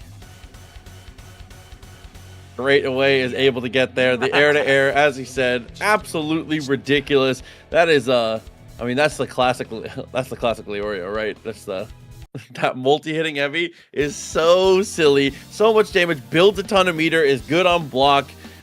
It really just kind of... The only thing about it is it just doesn't have a massive hitbox. But it has like an exactly average hitbox, which on a multi-hitting move like that, I feel like average is already kind of busted. Because normally those moves are like kind of small. Not just multi-hitting, but fully active from the moment you hit it to the moment you land, unless you cancel it into something else. But if you want to have the extreme privilege of Leorio jump heavy, you can yourself purchase Hunter x Hunter NENxIMPACT for 30% off right now. Proxy, why don't you tell us why they should buy Hunter x Hunter NENxIMPACT? Listen, if you've been watching this tournament, if you've been seeing the things that we have had to see, you have to understand. High pace, high intensity, and the most important thing about this game is that there's consequences to your actions. And that's what fighting games need. HUNTER doing a great job of being able to show that off. And like you said, 30% off, exclamation mark, sale in the chat. I do believe Nintendo Switch, PS5, and Steam. If you're purchasing it on Steam, though, you have a little bit less time. I think it ends a day earlier, but you got until the 22nd. So even then, you can watch the rest of this tournament, stew on it a little bit. You got plenty of time, but don't wait too long. If you want to participate in the insanity, if you want to learn the dirt, you can play HUNTER NENxIMPACT. But if you want a taste of the newest character who's coming up, we can give you a little bit right now. We'll show you the video.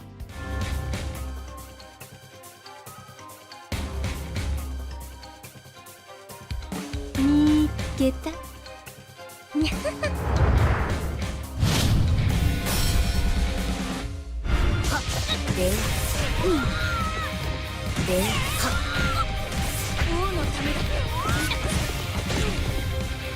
Go. 君、殺さなきゃいけない。俺を覚えているか。で、王のためだ。王のためだ。ゲタ。さて。さて、エクスコーラ。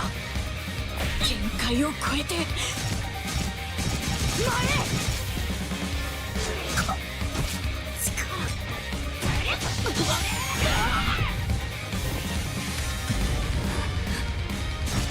王のために。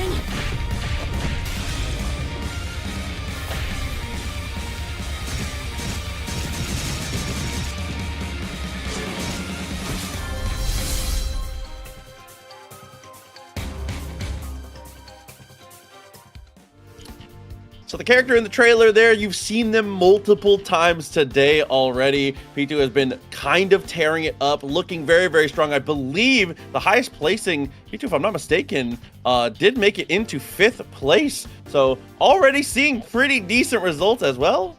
Yo, Deadman. You're in right, winners I forgot. Finals. It's in winners finals.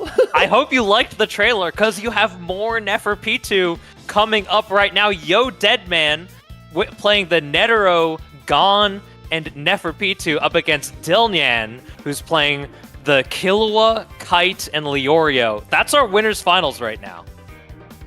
Absolutely. And down to the losers, Robbie and Joey D. Robbie and Joey D, realistically, is going to be, if it goes 3-0 in either direction, might be the fastest set in the history of fighting games, because they're both playing teams that do so much damage and they both play so aggressive. This loser semis might be like a minute and a half like barn burner, 3-0 in either direction. That is going to be one of the most volatile matches ever. I can't wait, actually.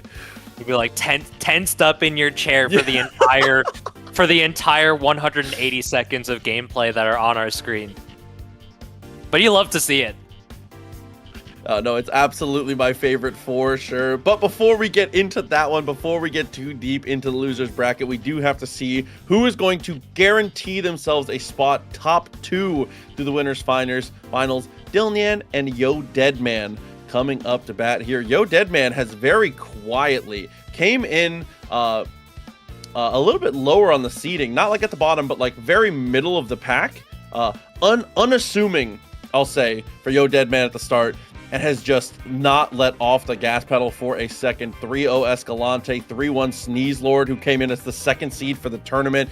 And then 3-1 over Joey D, 4th seed of the tournament, who came in, and since he came back in, has been absolutely ridiculous in these tournaments. I believe in his first tournament, went to losers, and then DQ'd himself, and then won the next one. So, like, the energy is there right now for Yo Deadman. I mean, that's just a Joey D moment right there. That's something that's just he plays off vibes, man. Listen, the vibes are working tonight. Chad, I said unassuming in the beginning. We came in a little quiet, but it is loud as hell now. And again, playing such a cool team. The Netero, the 99 hands, I said the 100 hands, you know, just for something else, but the 99 hands being able to completely close things out. The super tag is ridiculous. The Gon has been working out and showing off the new character at the same time. This is GOAT activity. I'd also like to point out, there's no big men in this winners finals. True. All of our characters are reasonably proportioned.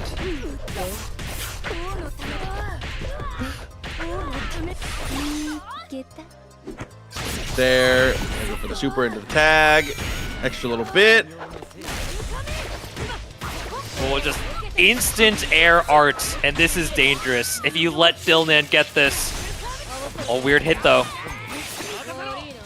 Yeah, sent us back in an awkward spacing there. Luckily, Netero was able to escape. Didn't quite get hit by the strike of lightning there. The fishing rod continuing to be so good at stopping the assist. And once the assist is off the table, is able to go for the tag from there. That is such a good... Honestly, I know this is a new team for Deadman, but like this team kind of flows too. Yeah, Deadman is so good at just playing any character in any position. I've said that too about Dilnan, but in sort of different ways. Dilnan always has like a plan of what order he wants his characters in, but Yo Deadman is just totally fine playing any character at any point. Oh yeah. Not the over here. It's gonna go look for the air-to-air. Misses out. Good connection here from Dilnan. And is able to use the super to convert it too. Just a little bit late there, it looked like. But the slight stagger is catching Yo Deadman being a little bit antsy on defense. Here's the kill. Dilnan, we got the setup. Oh, we just went for the mix-up. We weren't trying to be anything fancy here.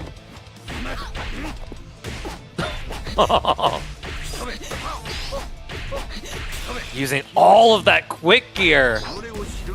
So much damage right into level 3. I feel like so many of the games that we've seen Dilnan win, it seems like he's winning from the back foot. He's had a few comebacks as well, but losing the first character interactions, just ultimately still able to maintain composure for the victory in the end. Yeah, that was definitely one of the things I pointed out when we were faced off against Robbie a little earlier. Was getting pretty aggressive and just Killua wasn't getting very much mileage. Oh, dynamic entry! Sniped you out of the sky with that kick.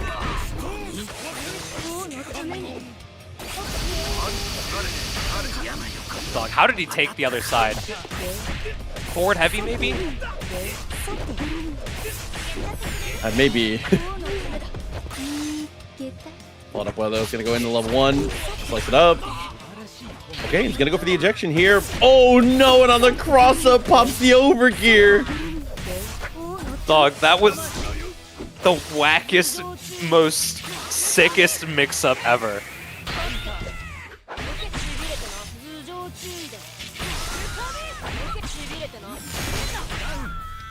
Oh, use the air dash and still able to throw them out of it, despite being in the armor from the air Janken.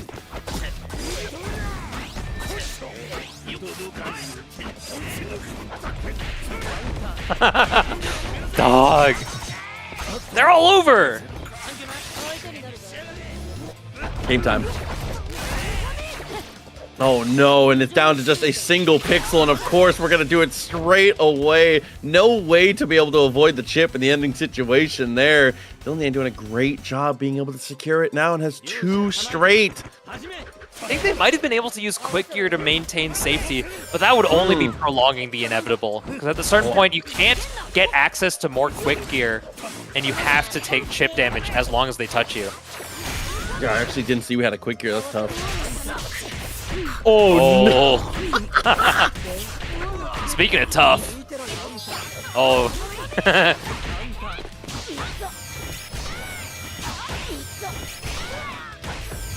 Dog, he's moving with these MC Hammer pants. The new Gon costume. I love it.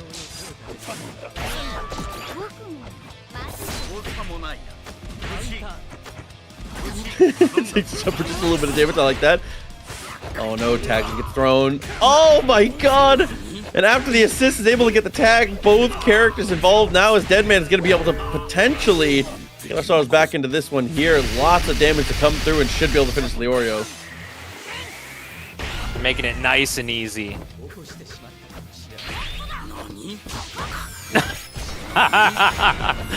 Oh my god! That mix-up is whack, but it's so sick. Sometimes that's what makes it sick. Because I'm with you. Like, I never would have thought of that. I think Yo Deadman may have been the very first person to come up with air dash forward over gear burst mix up. Because, like, basically instant too. The moment you get over them, that's like the only thing that can hit instantly cross up.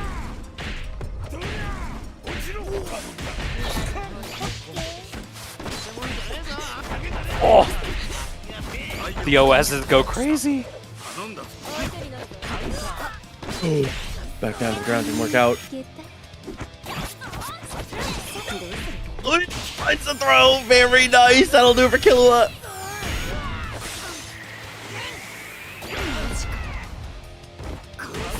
Old man just staring at him. Oh, came in early because it wasn't the point super.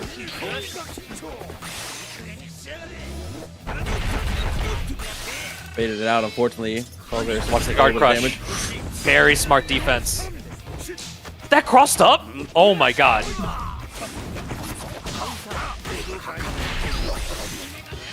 Dude, Yo Deadman movement is insane.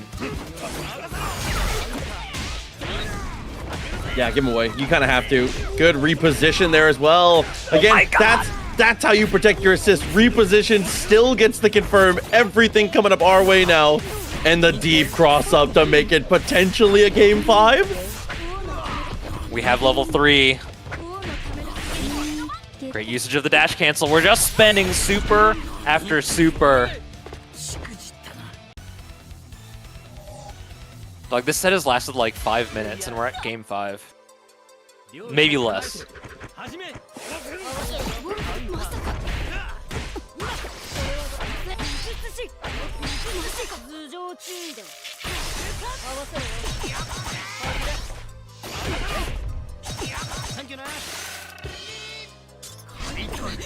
Can we build another super before P2 dies? Didn't quite. Trade the. Oh no! And again, the massive hitbox there. Leorio saves the day though. Just barely that projectile, keeping us alive. Oh, the fishing rod! Just the fishing line is so thin, you can't even see it!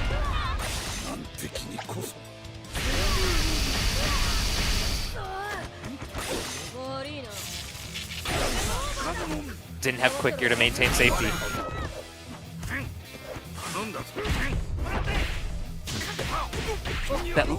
The Leorio neutral assist, especially having armor there. The calls by Dylan are very well placed.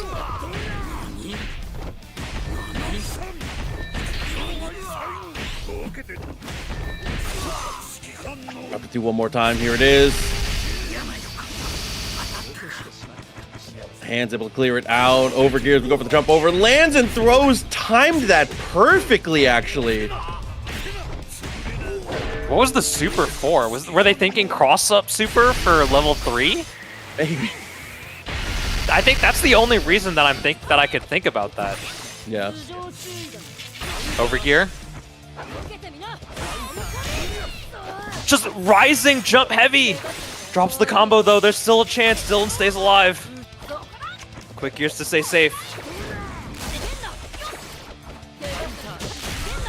Especially when they are so good, being able to get that. The verticality is ridiculous here. Looks for the cross-up and finds the hit. Couldn't convert it.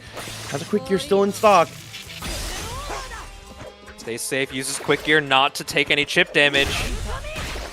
It snipes from all the way on top. Dylan getting the confirmation. He's qualifying to Winner's Side Grand Finals. Definitely the right decisions. Top to bottom there. Dylan, deep pockets on the game 5 there. And again, kind of it felt like a short set for a game 5. I'm not going to lie to you. Dude, this game continues to move. That's one of my favorite things about it here is that I feel like it cooks through quick. And we're having like 18-ish sets the entire night. We've gone through the bulk of them. We only have 3 or 4 more if there's a reset. And it's only been, what, a few hours? 18 sets? Hey, we can get to bed before midnight. That's including the breaks too. It's nutty. It's absolutely crazy to see how fast it goes through, as we are going to head to losers semifinals now. So the road is set. Everybody knows what they have in front of them. Obviously, you see the hill and you have your boulder. It's just about pushing it up, dude. Joey D and Robbie, the first ones to come here, as Dilnian still hanging out in grand finals, sitting pretty, trying to take home another championship for this game. Yeah, but he's got to fight through some of the best players in North America to do it. But fortunately, he only has to win one more set. Right now, they're just fighting for the pleasure, the opportunity to fight against Dilnian. Dylan, he sent down Robbie and Yo Deadman. I'm trying to remember. It was who sent down Jody. It was the other side. It was Yo Deadman, because Joey D also qualified for winner's side. Yo Deadman took down Joey D. Yeah, we're definitely in a situation here where everyone in losers is on some kind of revenge tour right now. So this is an interesting prospect for sure, as these players were all able to get into the later stages. If I'm not mistaken, this is just the winner semis. Everybody that qualified through the winners was able to continue winning. I mean, this is, now that the bracket is consolidated into the top 8, the seeds are working out as they are expected. Yeah. Oh man, tough situation to come though. Like I said before, and hopefully it doesn't come off as an exaggeration, this could be one of the fastest sets we've seen all night, considering how fast some of the sets actually have been. Robbie has been. That Kurapika, that set with Abik was really, really fast. Again, the damage is so high. If he's correct, characters just fall to the wayside so quickly. And then Joey D on the other side, what can you say? Plays. I think the hardest thing about Joey's team, sorry, I'm jumping thought to thought. The hardest thing about Joey's team is there's no way to kill it effectively, because he plays 3 characters that all are toxic anchors. All 3 of them have unbelievable chances to be able to get run backs and handle business. It's kind of ridiculous. Yeah, there's the Uvogin armor, there's Big Mode Bisky, and then there's the Leorio high-low mix. More than just the high-low mix. On incoming, you hard-pressed to block anything, because he's doing the air nen at the angle. I ain't blocking that. Not just air net, you can cancel it early even before it touches you into the air's arts as well. Absolute crazy, absolute insanity. And if you don't use your nen properly, it's just not punishable. 100%. It can get a little bit messy for sure, but I know if Robbie has it their way, I'll be able to bounce back and keep it together. Robbie, again, taking a minute to get into the lobby. I don't know. Got 2 more McChickens. McDoubles. 2 more McDoubles. He got 2 more of them. Every time we win, we order another one. I respect it. Every place upwards, gotta do it. You love to see it. Chat, what's your DoorDash order? You just got minimum 4th place in TNS Battle Olympia. What's your DoorDash order? You just made minimum 150 bones. Which is already a pretty good chunk for sure. Again, of this, it is a 2,000 with that. One milkshake.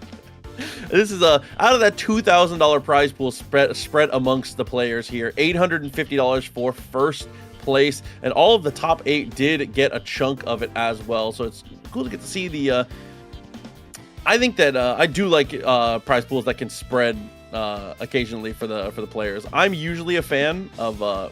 As long as the winner gets a significant portion, I need winning to matter. That's the most important thing to me. They don't need to get 100%, but they need to be getting like it needs to be important. I want there to be consequences to getting second place. For your like average prize split, I feel like 40% is pretty solid. 40% or more is pretty solid for first place, and divvying up the rest of the 60. But if you have like the million, the 1.5, when DreamHack Atlanta, the 1.5 million, where you're playing like grand finals and the winner gets $1 million in the, or $1.5 million, and the second place just gets like 100,000. That's like insane. The casual $1.3 million money match. You know how it is. I don't even know what the prize split is for that. But you at like Capcom Cup is pretty heavy. Esports World Cup is pretty even on the way down. I think Arc World Tour is pretty generous with the rest of it. I think. Well, I don't remember what the total prize pool was for Guilty Gear Strive this year. It was like $250,000 total or something. Something like that. It was a lot of money. Good spread, and it's good. It feels good to see that game. I don't know, be able to have that, because I think a lot of people who played Guilty Gear knew that, or never thought they would get to see that game in the position it's in. But that's you know, I digress. It just feels good to see. But still waiting on Robbie. See if we can get them in here into this, so we can get our losers semi started. As we said, this is that portion of the bracket. Winner stays. In most cases, other than the match that obviously determines the victor, which is clearly the most important match, this is the one for me, especially in versus games where the momentum can get so heavy. Some people could just get on a roll and just become unstoppable because Uvo Gin. Yes, I wasn't gonna say it, but you're so right. Like he can get ready. I was seeing some solid DoorDash orders, but unfortunately, I think these people are not understanding that $150 does not get you much on a DoorDash order. I think the Duelist put in the Five Guys burger, one Five Guys burger. That's about $150. That's just like when you just go get it normally. Oh man, I do want to say wherever the nearest Five Guys is. I do want to say big shout outs once again though to everybody who has hung out with us for the stream today. Thank you for supporting not only TNS, not only Arc System Works, but also just being here to net it up. It definitely feels good. It's always a pleasure to get to see games like this, I don't know, have the amount of support that they do and have the players I guess enjoy hanging out the way that they do. Because that's always something that warms my heart, I'm not gonna lie, is when I see people who are in the tournament a little earlier in chat still like enjoying and like hanging out and stuff. I don't know. It's just like, I feel like that shows like love for the game in the purest form is like being eliminated and still wanting to stay and enjoy. You still got to know who's winning. Yeah. You got to know who's winning. Was it the person that beat you? That's what you really need to know, because you need to be able to your homies, you need to be able to be like, yeah, I lost the first place. What are you going to do? I mean, I've done that. Oh yeah, everybody went 0-2 in bracket. Yeah, sorry, I lost to the people who got first and second. Honestly, that's the best possible. There's no better OS on the planet than just being like, yeah, I came in as the last seed and I played seed 1, and unfortunately, you know how it goes. We got Robbie in the lobby. We made it. I know we already have We've done it. We already have the bets going on for the TNS Twitch, but maybe if we have channel point bets on how long this set is gonna last. Like I said, this one could be a very short one. We'll have to find out, and we're gonna find out very quickly. Uvo on the point definitely seems to be the vibe. Hisoka has the tools to get away, though. We definitely can run away. Things can potentially get a little bit messy here, but I don't think that's Robbie's ninja way. I think we're gonna be a little more aggressive. I think we're gonna meet it head on. And you have to be really careful about where you position yourself as Hisoka, because even if you're like jumping up in the far corner of the screen, a lot of the time down arts from Uvogin can still hit you. You are simply not safe.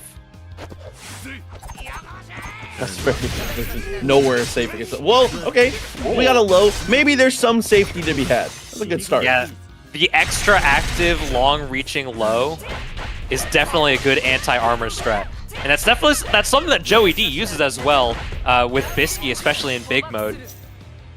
But she might not even make it there.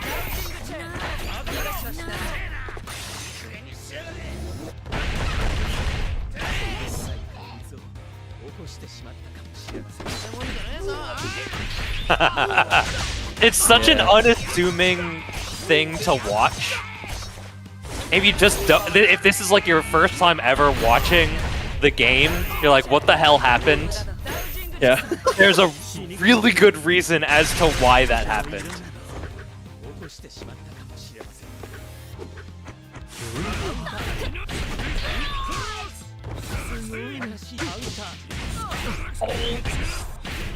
Joey so well aware of the defensive options against the armor moves that he's just not trying to overextend and just doing like an air normal on the way down.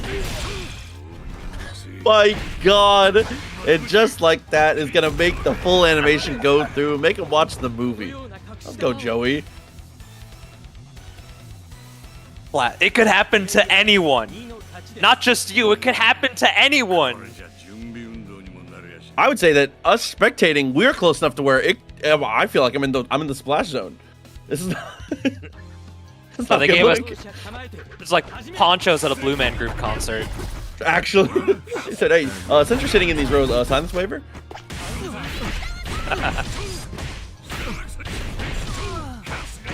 Only armored through damage on the side of Joey D. We're gonna be able to build a level 3, but just the level 1 to seal it out. And we have the auto timing with the super recovery.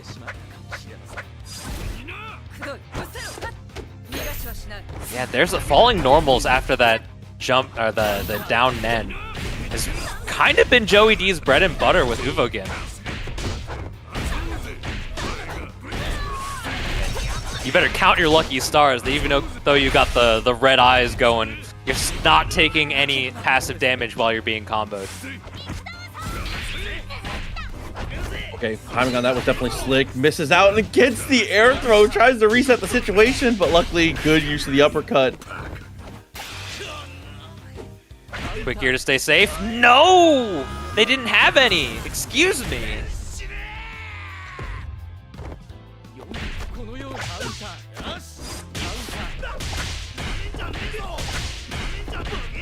Oh, but see who's looming in the back. Maybe using an eject here, though.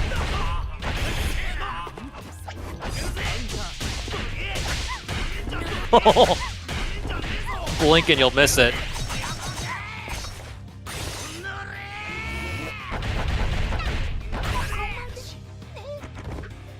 One side here. This is Leorio for both. Always the right call. Just level 3. Just over gear. Get over here. You gotta know. As the player with overgear on the incoming there, if they have the 3 meters, is going to level 3 and overgear every time. I feel like there's just no reason not to. It guarantees you to have tempo in that situation. Like, that's just, it's always gonna happen, I think. I think the only way to perhaps escape that situation, in air quotes escape, is if you threaten the left-right mix-up so you don't know which side the level 3 is going to come out on, because it is forward plus Nen plus arts. Yeah.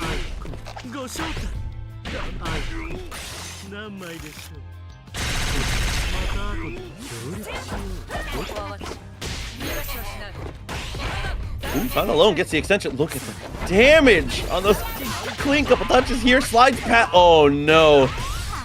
Rare footage of Small Bisky actually being better in that situation. She didn't even get touched by the air heavy. Unfortunately, as the chat has said many times before, containment breach. Big Ski back at it again. Hyper Viper Beam. Doubles up on the supers here, and now it's going to be the high-low. Lands and just gets the hit. The media assist is good enough. 50-50 are not odds that I want to be betting on.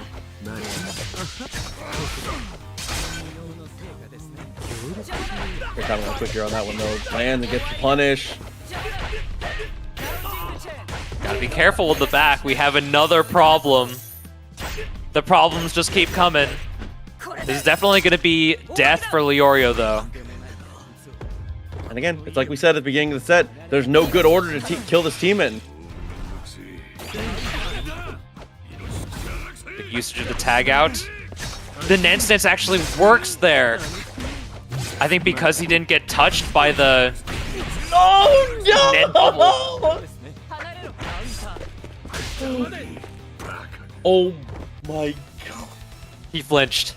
He flinched in the end. That's 2 for flinching, Joey. No way. Oh my Instant god. rematch, though. Oh, yup. OTG on the stand arts.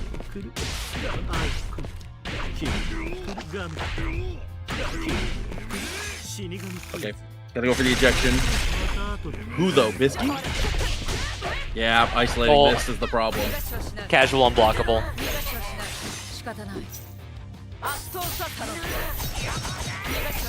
That super it like hits instantly. It's so quick.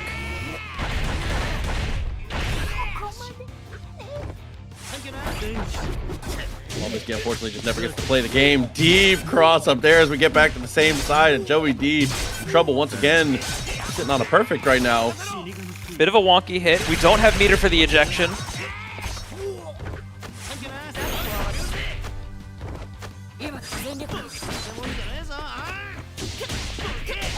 Great usage to maintain offense going for the quick gear, but that might be the last time you use quick gear for this entire game.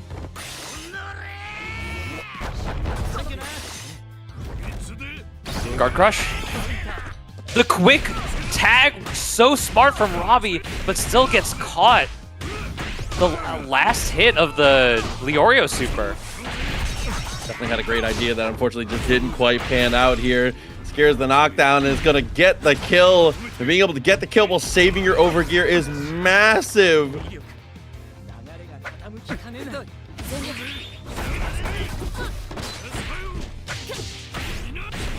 If we can kill and still have a single bar, we might be able to checkmate.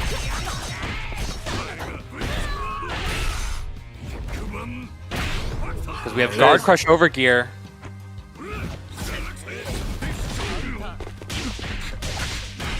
Spectacular timing. Joey was just letting it rip. Quick gear. Oh. Oh my god. On the other side of it, Joey D saves the day, is able to get the finish. 3 games to 1 there. Big shouts to Robbie, as always, for doing pretty well in the tournament today. Top 4, obviously a fantastic showing out of the all the players that entered throughout all of these different tournaments here, but that's Joey D moving even farther forward. Guaranteed top 3 now. For the big Robbie bodies. walking away with 2 McDoubles and a milkshake right now. Joey D is going to be fighting the loser of Losers Finals, gets $200. The winner has the absolute delight to face Dylan in Grands. It's going to be Joey D on the rematch versus Yo Deadman, which was 3-1 in Yo Deadman's favor and winner's side. See how it turns out between the two. Obviously, Deadman, I feel like, has played a lot of games today. Moved on through and has done a good job of beating a lot of different styles here. But I think that specifically for Deadman, I feel like the combination of Netero with the P2 was the difference maker. Being able to use that potential cross up from Netero, as well as being able to use the super tag, the multi-hitting super from Netero with the long-reaching assist for P2 to be able to get pretty much anywhere on the screen has been extremely decisive in these situations. Yeah, we'll have to see if the wily nature of Yo Deadman and their movement in combination with the steadfast usage of Gon's armor is still enough to keep Joey D on the back foot. Because it was pretty strong when Yo Deadman was able to get their hits. But Joey is looking pretty wily themselves and just full sending on some of his moves in such a way that's just incredibly brave and completely unexpected in the way and the tempo that he uses his tools. We're finally into the top 3 here. We've made it to the podium. It's time to get to see, as you said, who is going to be able to rise to the top and be able to potentially dethrone Dylan, who's been, again, so consistent throughout the life of the game here. But it is time, the big bodies once again, to try and handle business against that Netero. We're fighting. This is Losers Finals. Losers eliminated. Winners going to go on to Grands.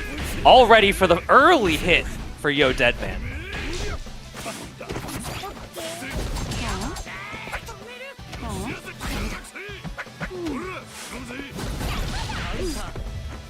very patient defense by Deadman, not letting the Nen follow-ups rip, just mostly relying on Nen stance itself to do the bulk of the heavy lifting there.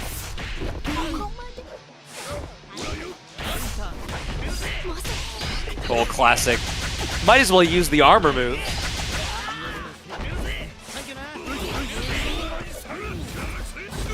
Yo Deadman actually playing Leorio right now instead of Gone.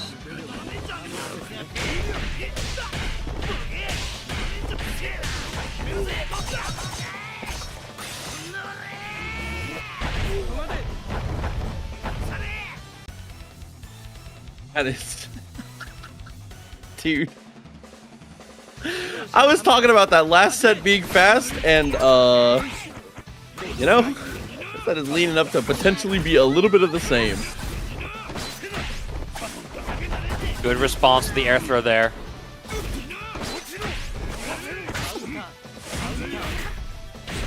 Getting hit! It's so active. Down forward heavy.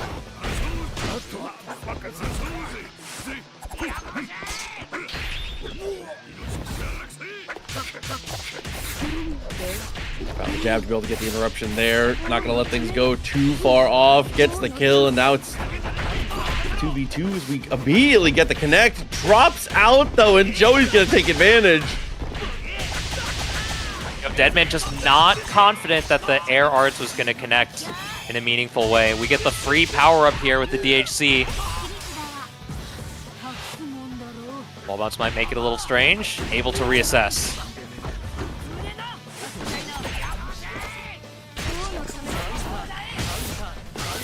We have 5 bars here for P2.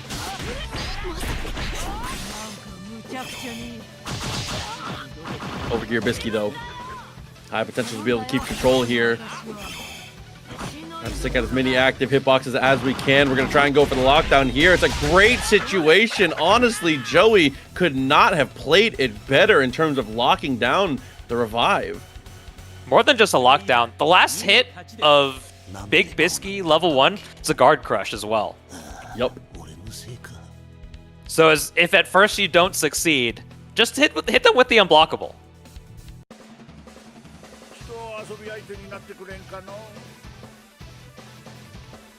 That was a very quick first 2 games, tied up 1 apiece.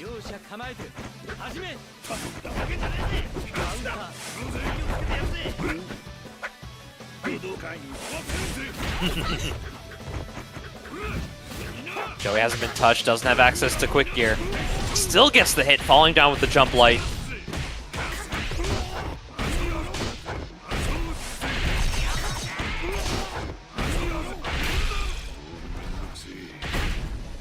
Like that, handling the business, taking care of one of the big problems here.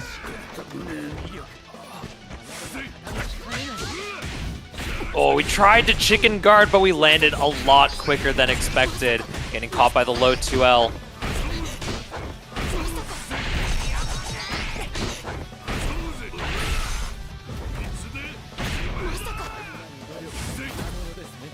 Electing not to use a DHC. Might have been enough, but we'll have to see.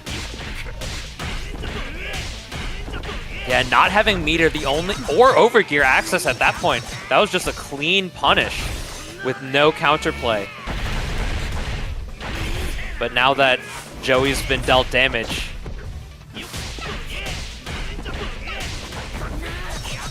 maybe it was going to open things up here, but not looking like it changes things too much here as the overgear is going to be popped.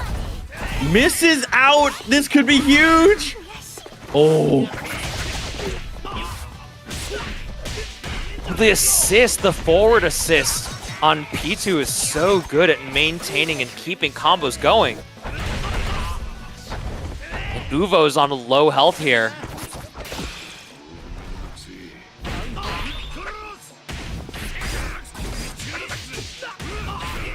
Oh.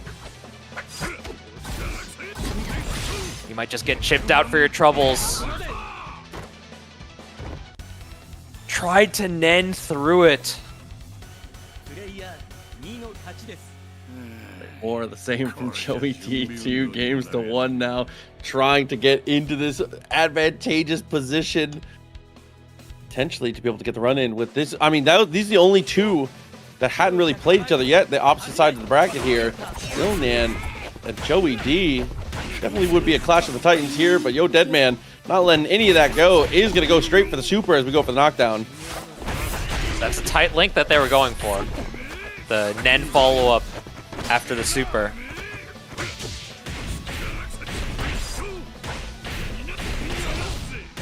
Tons of damage. This is going to kill Netero for sure in short order. Unfortunate drop. Deadman wasn't expecting it. They'll say, dude, what is this? The forehead hitbox on this TV. Brother, the counter hit stun is so long.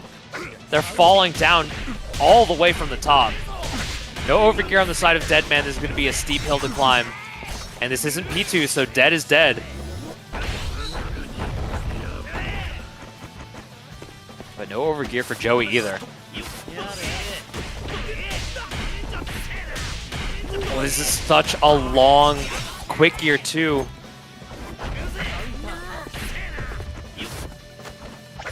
Oh, Kevin landed, had an opportunity, ends up getting reset and gets it again. Yo Deadman saving themselves on that one. Things almost got away. If Joey gets back to his feet and is able to get the install on, things are going to get messy. So a very good save. Solo Bisky, still small and no overgear. You're going to be hard pressed to find an opportunity to activate big mode in the first place.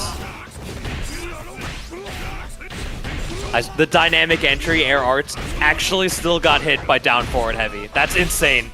That's crazy.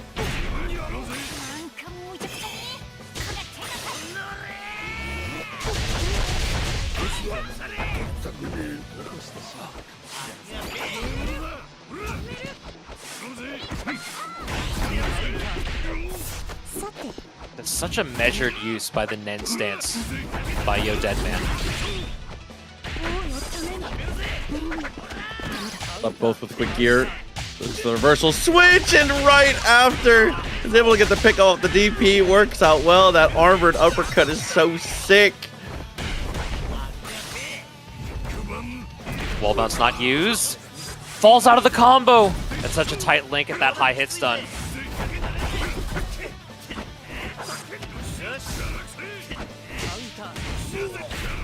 Didn't have quick gear to save himself that time. 5 bars though.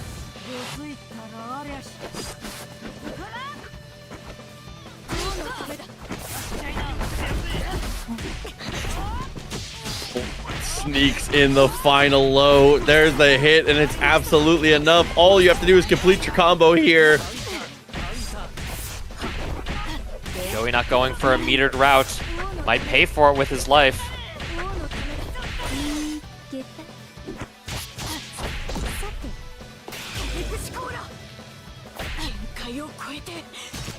This spends bar though. Yeah. I think this is correct though. We saw Joey has no problem dealing with the situation after the revive, so you might as well just cash out.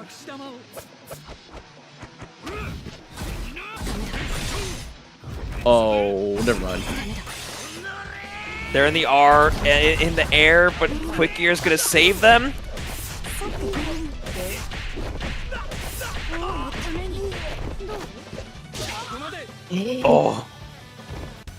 Oh my god, dude. They had such a cute idea there and almost executed, but unfortunately it misses by just a hair.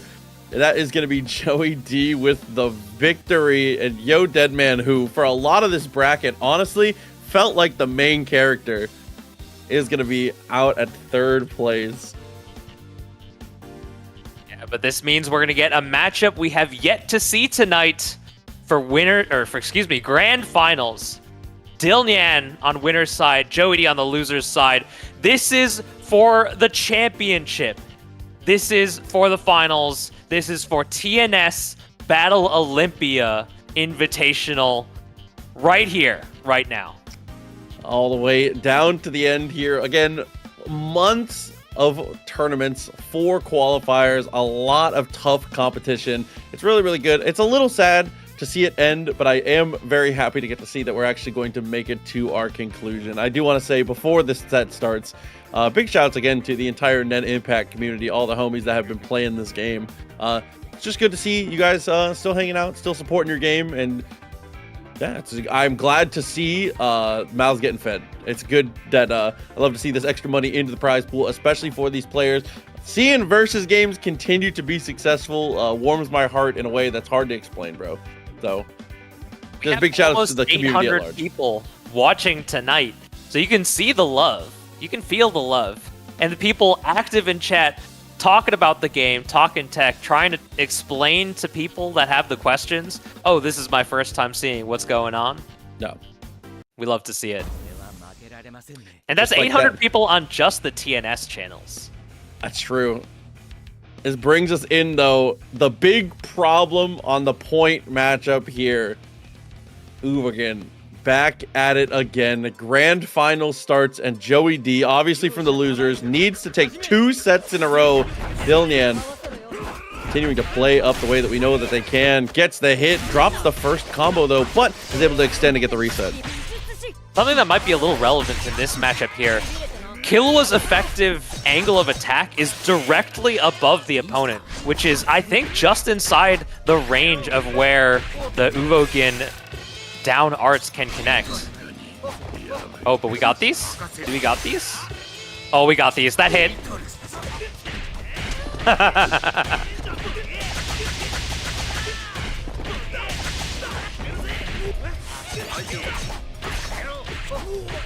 Oh.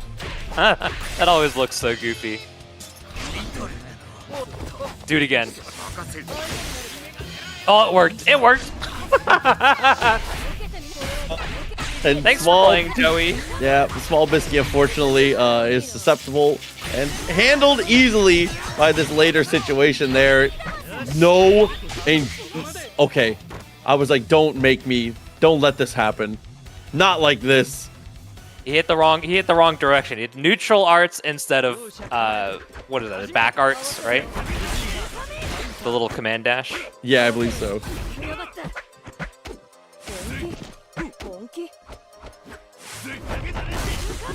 Jabs him up for the back out there.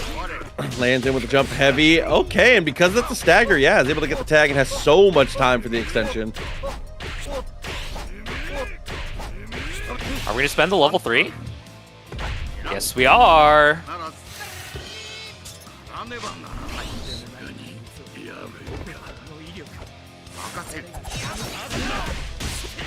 Well, the left-right mix-up into the casual unblockable.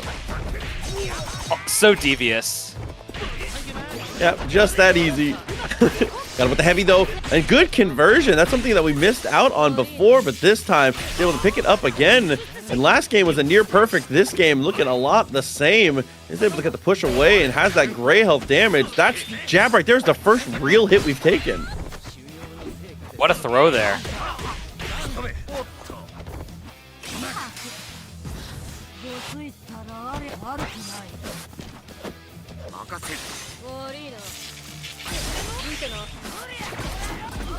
Maintain safety there.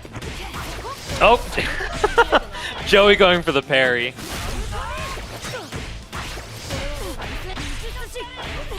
Right into the super. Not necessary. Dylan currently on tournament point. 3-0 to be able to secure it would be a massive coming here. Dylan continuing to be so impressive. Calls the assist. Luckily, doesn't take too much damage for it. Uvo, a lot of the times, that's what normally happens when you call your assist in a weird way. Like, that is just, feels like an inevitability. You are simply not safe from the down arts. You are simply not safe.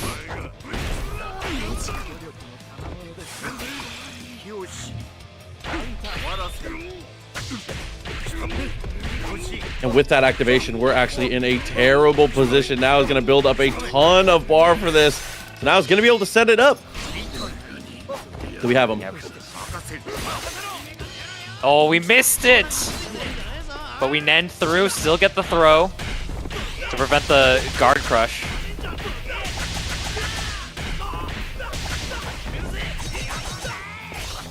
Joey all down to the biscuit. This is the character that got us to the dance, but potentially is going to be the thing that sends us home. The only hope is a drop and a chance. Dog, he just did raw forward arts getting hit. And that's the path to victory. Dylan, our TNS X Battle Olympia champion tonight. Monstrous performance from Dylan Yan, as always, is able to seal it out massively in the ending situation. A well-deserved victory for a player who has continued to be a staple of the Dylan's just so impressive in this game. So truly impressive the way that he plays this game. Just not a single bead of sweat on his brow to seal it out. I feel like he's just always able to find those intricate pieces of the game, able to highlight them and turn it into a near flawless game plan.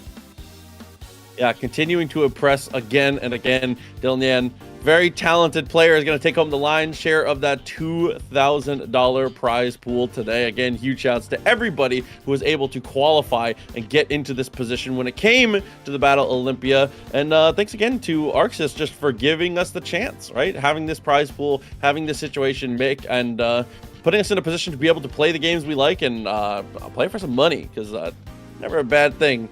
But with that, if you saw the things on screen today, if you were in this chat, if you were on the ArcSys channel, if you saw any of the things here and you liked what you saw, the game is on sale right now. ! Sale in the chat for yourself if you want to take a look and see where you can get it. There's the Nintendo Switch, there's the PS5, as well as on Steam, and you can get the standard or the deluxe edition for 30% off. So definitely make sure you take a look at that. Again, huge shout outs to Arc System Works for continuing to be a fantastic company, supporting well, putting out amazing games, putting out good quality stuff, and for supporting their communities. It's always cool to get to see, man. Yeah, we love to see the support off of niche games that have so many great, so many amazing players, and games that truly just paint a smile across my face. I'm sure you guys can tell I just have nothing but love for this game. But for those of us here at TNS and Battle Olympia, I've been Dostro. My name is Proxy. Thank you for watching. Hashtag net it up, baby. See you later. Hell yeah.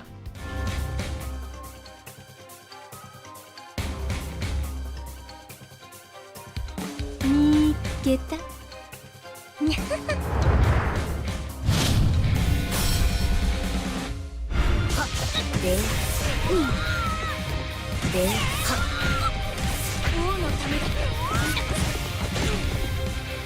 ゴン、君を殺さなきゃいけない。俺を覚えているか？で、王のためだ。王のためだ。出た。さて。さて。エクシコーラ。限界を超えて。前へ。